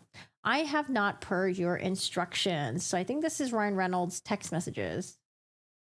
Miss Lively and other cast members who had not appeared in the press with Mr. Baldoni experienced a tidal wave of increasingly negative public attention building around them. Miss Lively's and others suspected this extraordinary rapid shift in public sentiment and press coverage that began on the day of the film's release was likely orchestrated by the men about whom Miss Lively and others had raised HR complaints. Yeah, I mean, it did happen really quickly. It was like a fucking whiplash. Holy shit. She made an agreement with Melissa Nathan. 7 minutes later, she broke the agreement. Yeah, I think like from what Baldoni has shown, he's shown a good job at. Well, I know they're selected text messages, but he's shown that it seems like they were on the defensive, they were on standby, and that it was the other team that might have been on the offensive. But I don't know if the other team was on the offensive or if there was like a leak somewhere where someone was saying that like, oh, Justin was borderline abusive and people weren't comfortable around him and some other stuff. August 10, Lively sent a text message to a female cast member regarding how she was doing, writing that she was both thrilled and so bummed. Him literally hiring bots to attack my character while I promote a movie he benefits most from financially is a terrible feeling. It's almost impossible to comprehend.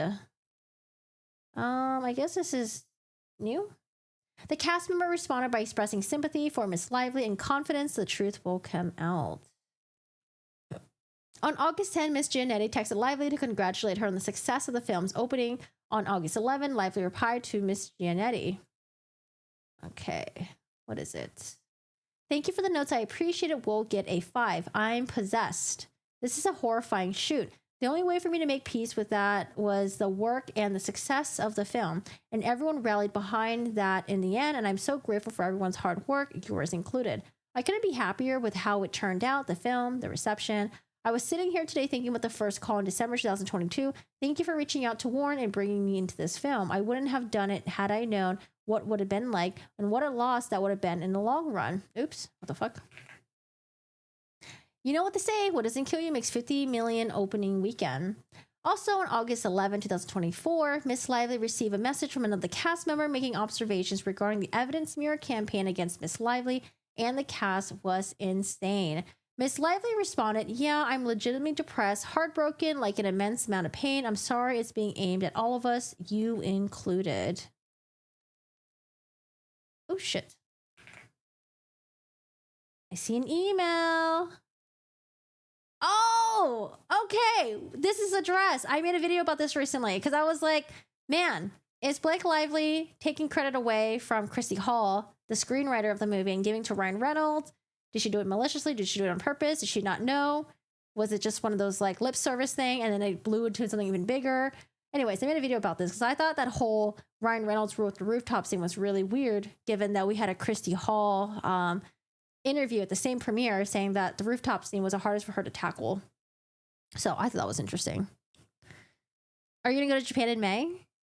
I want to go back to Japan, but like, oh gosh, I don't know. I don't know when. On the same day, Miss Lively reached out to the film's screenwriter, Christy Hall. After she was questioned about an impromptu comment Miss Lively made about Mr. Reynolds' input on the rooftop scene, Miss Lively expressed a heartfelt apology that her comment resulted in questions to Miss Hall, which Miss Hall graciously accepted, sharing that she did not take Miss Lively's comment personally. What date is this? August 11. So that would have been after the red carpet premiere comment, and then also she was on a podcast or like a radio show where she was like, yeah, my husband wrote 90 to 99% of the film, or the rooftop scene. At the same time, Mr. Baldoni and Mr. Star was scheming the crisis PR to find a way to exploit this moment to flip the narrative and paint Mr. Reynolds as an anti-feminist. I don't know if I remember hearing that narrative. I feel like the Reynolds stuff didn't pop up until the New York Times complaint. That's when we started hearing things with Ryan Reynolds, and maybe he was like behind the scenes, like pulling strings and doing some shit. Okay, so this is new. Okay, I'm gonna read this email to you. Oh gosh. This is from Blake. Sunday, August 11, to Christy Hall. Hey Christy, I hope you're enjoying the immense success of this weekend and for what it means for stories about women by women in film. I heard you were ambushed at your junket with a question about something I said on the red carpet. I feel awful. I never would have said anything that I thought could be used against you or anyone. I was just proud of my partner and feeling grateful for the ways he shows up for me. I believe firmly that two things can be true. In this case, he shows up for me and do great work doing so, and you can do great work, which got us all here. But the media will make things more black and white. I should have seen that before speaking off the cuff. I was frazzled for the multitude of reasons that you may know something about or not. But in that moment, all I was trying to focus on was love and positivity. And the key source of that for me is my family. which is why it was a crush for me to talk about him. I'm mortified how that translated with regards to you, though. I pride myself in being thoughtful and try not to step on landmines, but I did. It was such an avoidable own goal, and I'm so sorry for any upset or hurt it might have caused you or left you feeling badly in any way. That was never my intention. I was thinking about the audience as loving real life love, and seeing that on the screen is inspiring. I should have been holding all of that and you while speaking publicly, and I didn't do that. I'm sorry. I spoke about you during the many ways of junkets, but of course, the one that gets shared back to you is the one I give my husband credit for the invisible work he did on this movie. I quite literally could not have gotten through it without him in every way, but that's not your bag to carry, and somehow it was, even for a moment. We'll hopefully talk more one day about plenty. What is it about a woman in this industry is messy, painfully not charted enough. I live in New York and would love to get together anytime. Just let me know. There's so much to say, but none of that is for today. Today's a congratulations, a celebration. I'm sorry for any upset I may have caused in an otherwise beautiful moment. I don't know, man. She said that Ryan Reynolds wrote like 90 to 99% of the film, and she said she said Ryan Reynolds wrote the thing twice. Although in one interview it was 90 to 99%. I don't know. All right. Moving on. August 12th, female cast member texted Miss Lively concerned about online commentary and what could be done to stop all the negative comments. Let's go back to timeline. I'm glad she apologized too, but I don't know if that apology holds weight if what she said was bullshit. If I was on the receiving end, I would have been like, yeah, but your husband didn't write 99% of it. Like, the fuck? I don't know. But maybe he did. Seems like he didn't, though. On August 13, 2024, another female cast member sent Miss Lively an article reporting that Justin Baldoni hired veteran PR crisis management Melissa Nathan. Ms. Lively's response was, yeah, the truth always comes out as painful as it is to wait. Oh, we need text messages, man. August 14, 2024, same cast member texted Ms. Lively to ask about her well-being and to express her concern and respect for Ms. Lively. Later, that cast member expressed regret at what Ms. Lively was going through. I don't know, couldn't we have gotten like screenshots but then redacted the names and all that stuff?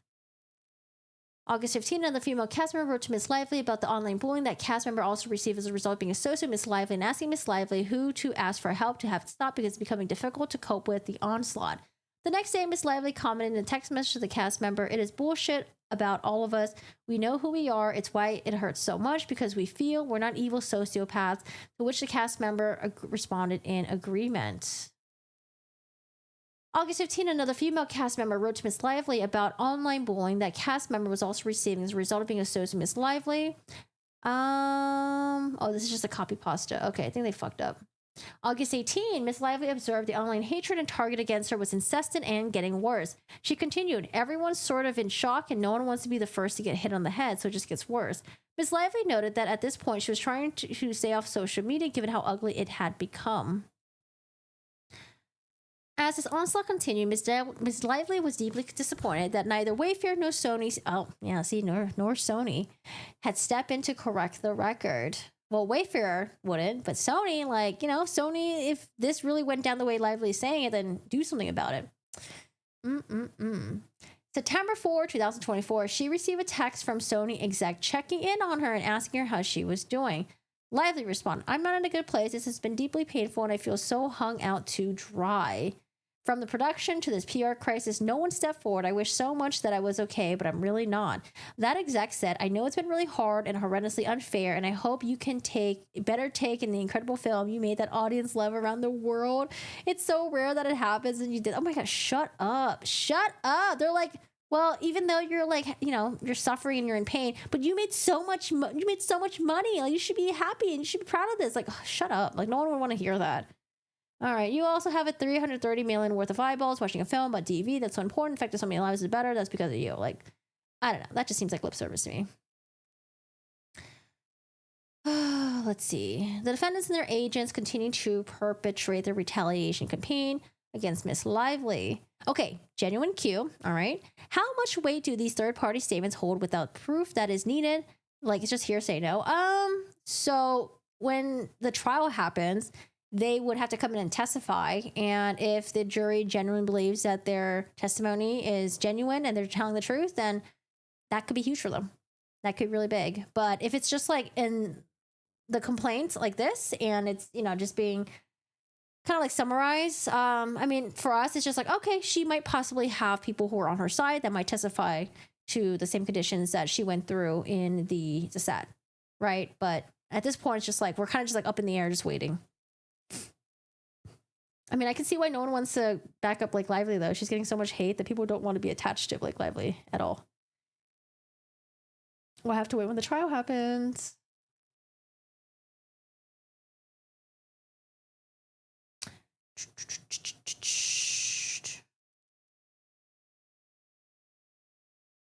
So this is when the CRD complaint happens. They think that they're still continuing campaign to destroy Lively, to bury, destroy her, go after Reynolds, go after Lively's PR, Disney, New York Times. Why are they going after Disney again? Is it because of Deadpool and Ryan Reynolds? Is that why?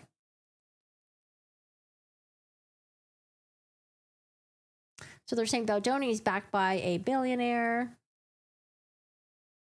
They're talking about Mr. Friedman, who is the attorney who regularly issues inflammatory content to the media outlets, preparing any show that will have him, hosted by his own clients.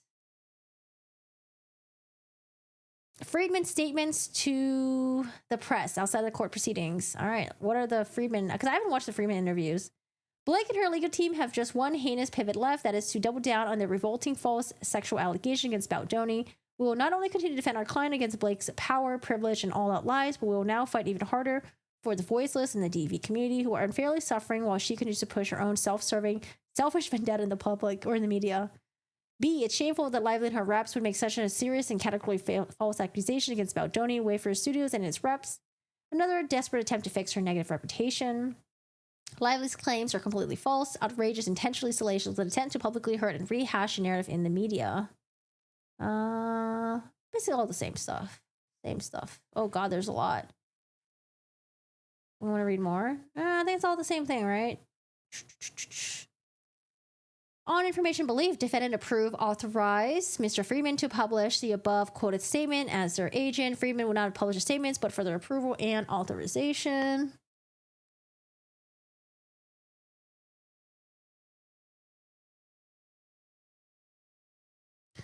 Multiple lawsuits have been filed against Blake Lively, New York Times.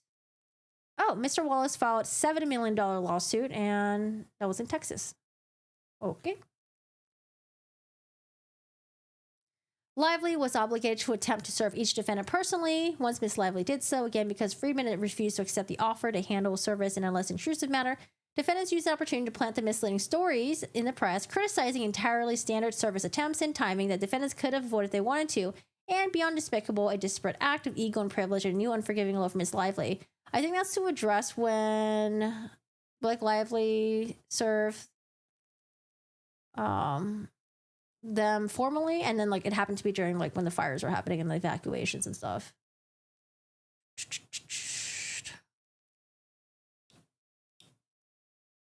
What is this? Lively attempted to depose Wallace in Texas to investigate the nature and scope of Wallace's role in implementing and carrying out a campaign against her. Wallace repeatedly evaded and obstructed Lively's persistent efforts to serve him. Worse, Wallace counsel made blatant misrepresentations during Lively's efforts to serve him, first agreeing to accept service and later denying such statements were made and simply refusing to comply with alternate methods of standards. January 3rd, 2025, the process server received a text message from an associate. We'll accept service. Do not try to serve him again. Thank you. Yet Mr. Friedman later claimed that my office never agreed to accept service or process. So now I guess they're disputing all the claims that are made by Brian Friedman. Okay, we're just going to scroll through this. What is this? The instance of harassing Lively and her family with attempts to effectuate personal service has continued, notwithstanding the plaintiff's prior attempts at service in the evening of January 18th, resulting in one of Miss Lively's and Mr. Reynolds' employees, who was not a part of this action, being followed to the residence in which she was staying by an unknown vehicle with a headlight turned down a dark road late at night, resulting in filing a police report. Defendants have weaponized the litigation further to campaign their narrative in other ways. the website, lawsuitinfo.com, which they posted their filings that included annotated text messages and a winding, self-serving chronology from prior to the film's production through the filing of Ms. Lively's complaint. Despite repeatedly accusing Ms. Lively of cherry-picking evidence, defendants have never intention of posting every single text message, every single document, everything on the website for everyone in public to read. Instead, the website only contains a selection of self-serving materials that advance the defendant's narrative. Yeah, they did say they were going to post every single text message and every single document, but still, I think that would have been like way too much. I don't know. That's like that. Yeah, I don't know. That's a little too crazy. Let's see.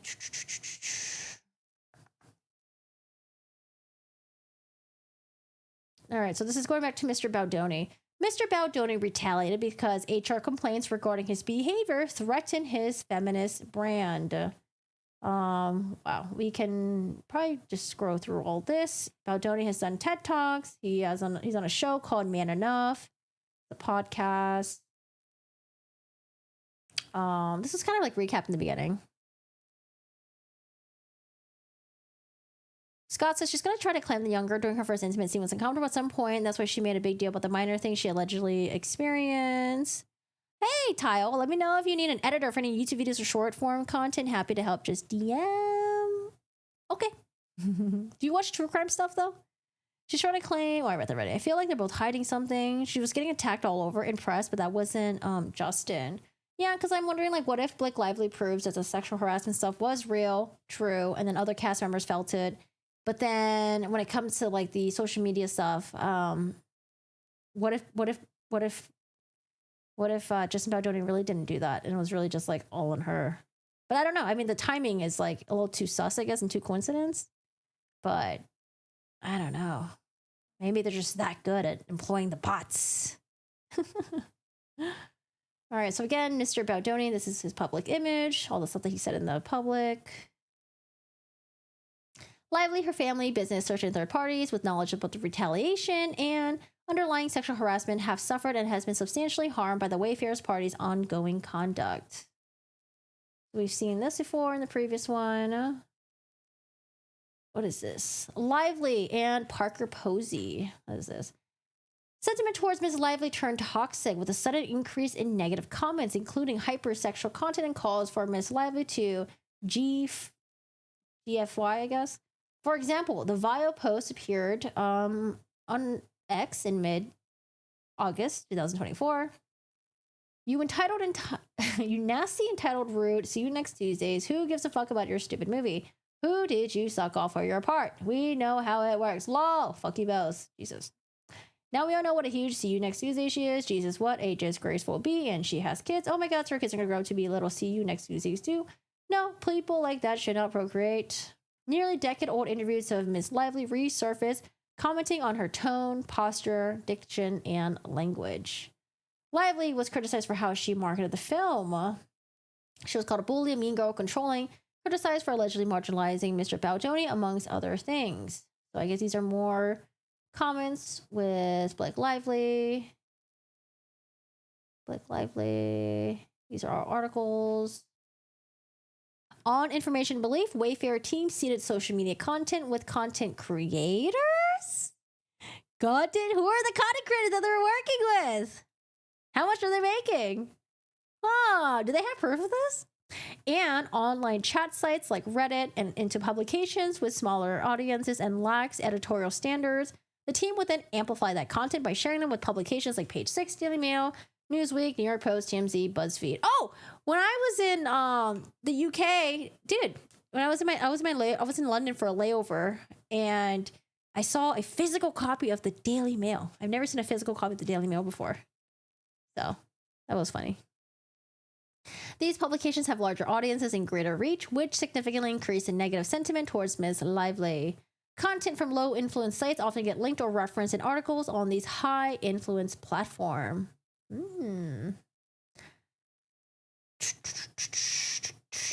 Well, what if like all what if like the initial generation was fake, but then like the reason why the people's reaction to it was like organic? Like, what if it happened that way? All right, Lively, net sentiment. Yeah, August.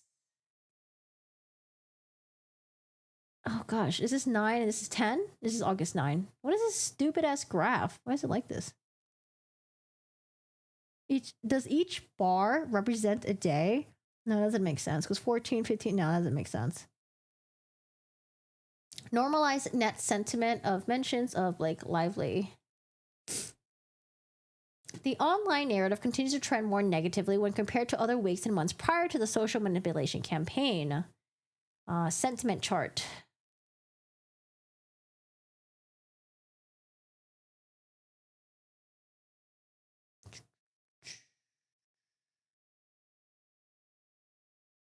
Holy shit. Are we going to talk about the Q score? Remember, they talked about the Q score in the Depp Heard trial.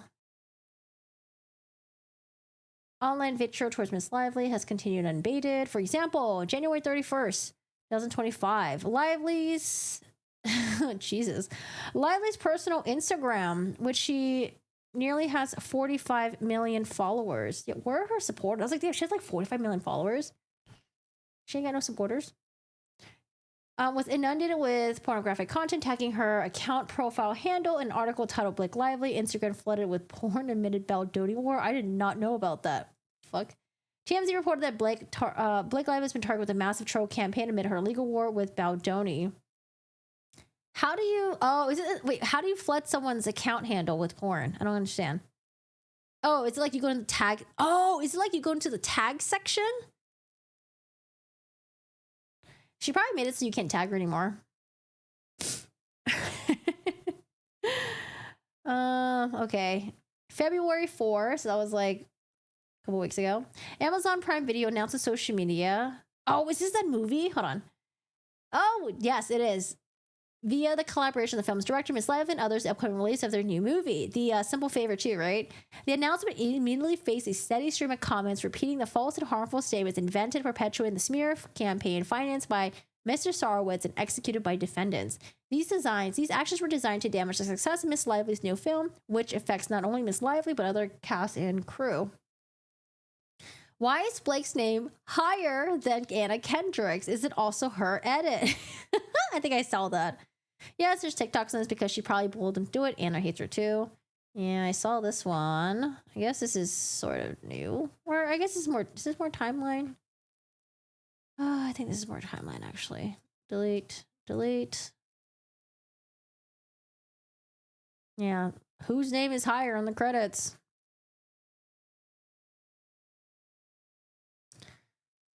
Okay, we got more comments here. Instead of taking over other people's project, why don't you create your own project? If you want to be project director, producer, wardrobe team, scriptwriter with your own money, this is the most logical question that I'm asking you. Damn, probably because she doesn't have talent. Why would you want to take over someone's movie? The outfits for It Ends With Us were so out of touch. No thanks, we don't want to bullies like Blake. Wave, wave. What is this? Is this X? Or is this Threads? I don't know what the fuck this is. Fuck Blake and Ryan Reynolds. They're nothing but Hollywood losers who thought they could bully and hijack someone's movie. My theory is that she wanted to fuck him, but then he rejected her. She didn't like that. I don't know. I don't know if I buy that theory that she liked him. I don't know. The right guy found out now they gotta save face because their life ain't perfect. Blake Lively, you and your husband are terrible people. It's nauseating to read how you use your high power to hijack someone else's work. Not only that, but also push the harassment narrative not to just discredit Baldoni, but as a strategy to strip him of his rights book. Every woman with a son should fucking hate the sight of Blake Lively because this could be my fucking son. She is doing this too. Blake, you're a fucking see you next Tuesday with a bad lisp. Is it a lisp? Fix yourself. Who do you think you are accusing men of wanting you when in reality he want to know part of you? You're damaged. Yes, you're effing. Okay, just gets really unhinged. Liar, narcissist, bully, extortioner. Blake thinks she's so smart. She exposed herself as cunning and manipulative. She won't get any jobs after this is all said and done. No one wants to work with such a bee. The vitriol and violence, unlike anything Miss Lively has experienced in her 20-year career. At no point until the initiation of the defendant's campaign had Miss Lively or her family experienced anything remotely like the above. The sentiment expressed above are the terrifying result of the money, time, human resources defendants have poured into creating an environment of hatred against Miss Lively and her family. This campaign has been devastating to Miss Lively, including by causing substantial harm to Miss Lively and her family, as well as her business and the people who work at each of them. Unlike Wayfair and Baldoni, Miss Lively has been precluded from not only experience the success of the film, but also having the ability to engage further with her business, fans, social media followers without immediately triggering an onslaught of hateful, violent comments. Instead, Miss Lively and her family have been forced to contend with not only an incessant, wide-reaching negative media campaign, but also violent threats against Miss Lively and many who associate with her.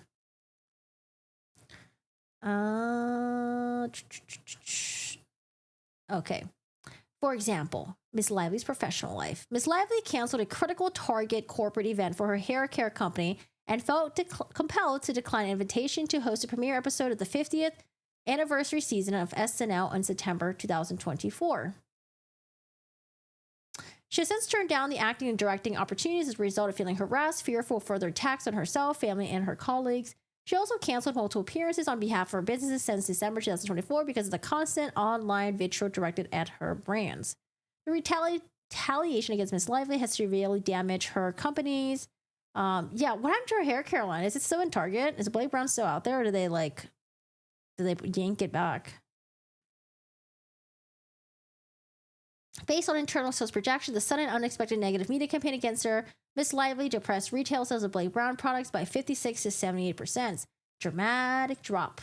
Betty Boos and Betty Buzz flooded with hateful comments. Team Justin, disgusting. Team Justin, justice for Justin. Boycott this crap. Boycotting. We don't support liars. Trash. This is them being. We read this part already.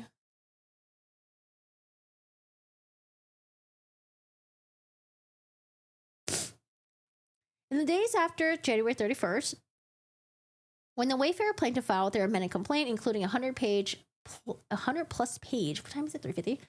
Exhibit replete with their full text threads, including third parties, one of the individuals whose texts are One of the individuals whose texts are excerpted? How the fuck do you say this word? Excerpted. Receiving written communication stating the witness did not want to give a public statement departing that from the witness support of Miss Lively, the witness's family would face physical harm and SV. Wait, is it who sent this though? Are they saying that like Baldoni's team sent that? No. Oh, okay. It could just been like random people who did this. Okay. Yeah, the causes of action, which we've already gone through. Oh my gosh, are we done? Yes. Can someone do exclamation mark uptime? How long have we been streaming for? I think we're done. Wait, what's this? Is this new? Are these new? What is this?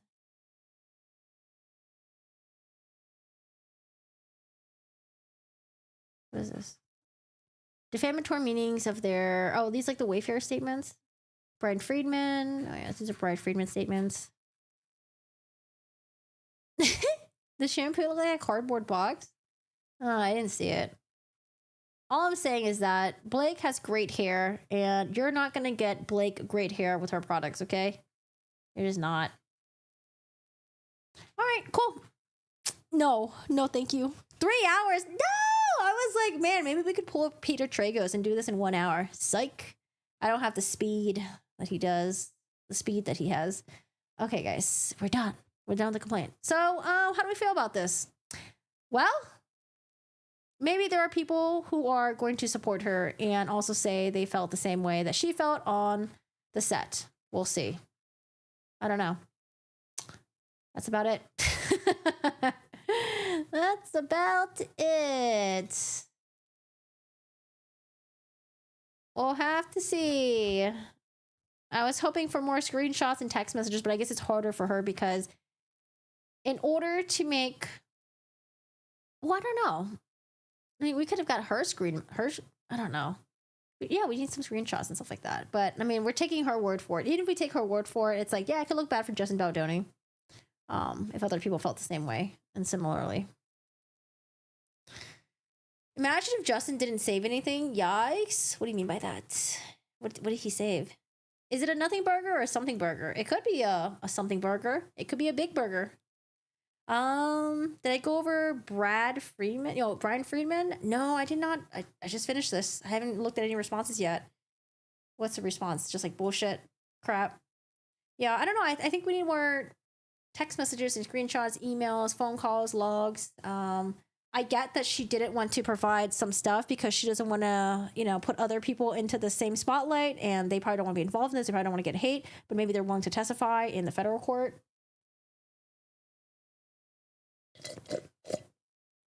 Wendy! Oh my goodness, Wendy, thank you so much. Is he a hippo? I don't know what the hell that little guy is. Wendy, thank you so much for your support. I appreciate this super sticker. Thank you. Nicole, thanks. Honestly, I honestly wouldn't mind if they all kept quiet until it went to court, because it's all the same stuff coming out in different ways. Oh, well,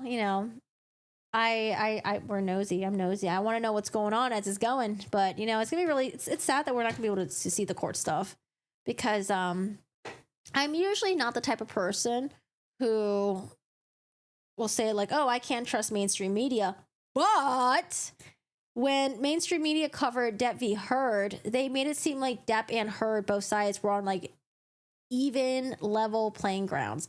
From the beginning, okay, sure, but like as the trial was unfolding and it quickly dipped on one side and Amber Heard was found to be a liar, they still reported it as if Depp and Heard were on the same level of faults. I don't know. That was my sentiment of it. Maybe I'm completely wrong though. So I don't know. I'd be very interested to see how they report this trial. So I think what I usually do is I'll have like a bunch of different reporters who show up in the trial in person, and then they usually do like the contemporaneous like tweets. So, and then compare it to like the mainstream media stuff.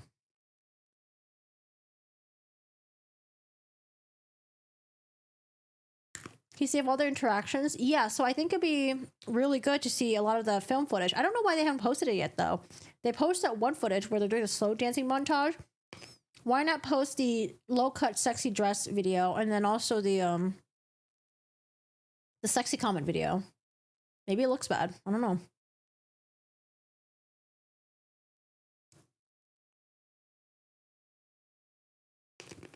The Jason Momoa TikTok joke? What's the Jason Momoa TikTok joke?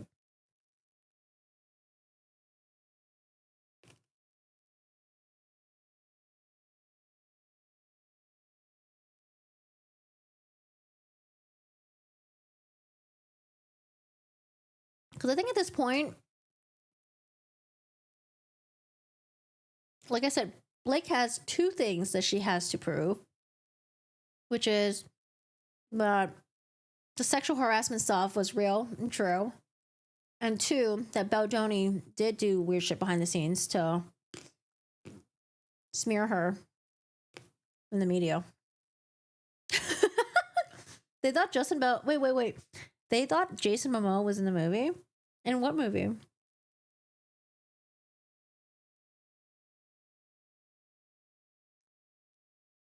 The Amber Heard stuff? It's actually really crazy because my friend's wife watched the Netflix thing. Was it the Netflix thing that talked about Amber Heard's and like the medical notes or something, the therapist notes? And she was telling me, like, she was like, "Oh, did you watch it?" I was like, "No, I didn't watch it." And she's like, "Yeah, like the way she was like retelling it back to me, I think she believed Amber Heard now because of the therapist notes." I'm like, wait. I mean, I didn't say it to her directly because I didn't feel like rehashing everything, but it was like, after all the shit that Amber Heard pulled and her lying on the stand and lying about black eyes, black nose, all that shit, you all didn't believe her just because of these therapy notes? I don't know. But I don't know. She probably didn't watch. I don't know if she watched the trial. I don't think she did, though. I think she probably just got like highlights and blips of it. Anyways, I'm not by any means comparing Amber Heard with Blake Lively. We're not there yet. We might get there, but we're not there yet. Right now, we're just kind of in limbo. We'll cover the shit as it comes out, and yeah, we'll just wait. What am I snacking on? Almonds. I don't believe Amber at all. Yeah. She completely... I'm trying to think, because she lied so much. But let's say she admitted that she didn't donate the divorce proceedings, and then she admitted that, like, maybe I didn't get a black eye here, maybe I didn't have a black nose here, which she had been found believable. I don't know. I just felt like none of the evidence was really on her side. There was like 2 incidents, I think, that I was like, okay, maybe something happened, but it's like there was nothing to get me over to, yes, this definitely happened. You know? Like, I found her makeup artist to be quite credible when she was testifying. And then she was talking about how she had to put makeup on Amber's like face and maybe it was like swollen and stuff like that. But honestly, there was like nothing that really pushed me into believing that what she was saying was true, because like she was just so batshit crazy. God, and she was just such a liar.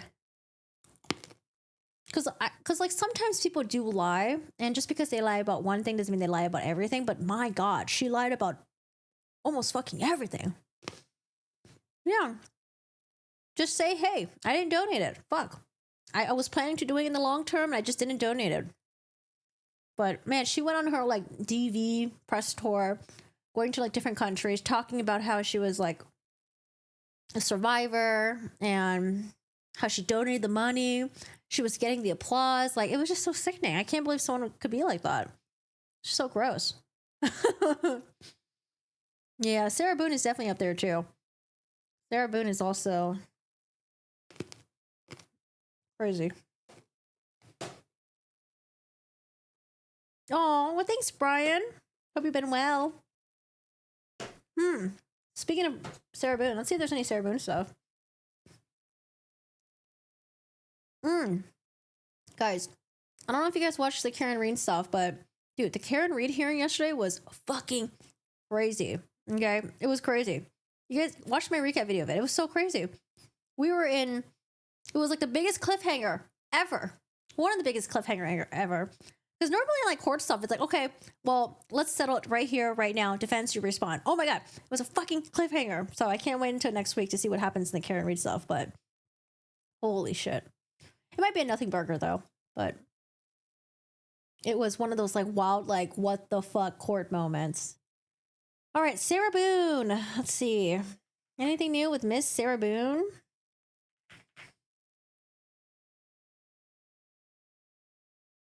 Sarah Boone. Oh, finally says on appeal. Sarah Boone. Acknowledgement of appeal. 2, 3. I think I've seen this before.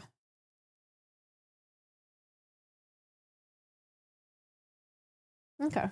So she's like in the works of appealing her case, and who's her appellate attorney? Wait, hold on a second. Is Mr. Owens going to be doing this? No, right? I think they have an appellate attorney. You can't get enough of Sarah Boone. You know, I think we've had enough of Sarah Boone. Cause man, her last correspondence to the judge, look at it right now, 28 fucking pages. That was like, okay, we're done with Sarah Boone. We're done. That was it. That was the cherry on top.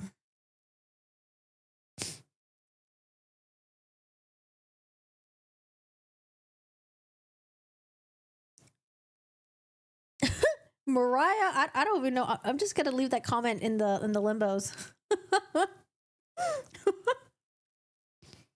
What's the TLDR in Sarah Boone? I don't know who that is. Oh man. Sarah Boone, I don't know if you heard about the suitcase killer. Sarah Boone is a woman who's accused of, well, actually not accused anymore. She's been convicted, okay? She fucking put her boyfriend into a suitcase after beating the shit out of him and leaving him in there to die for like 12 fucking hours almost.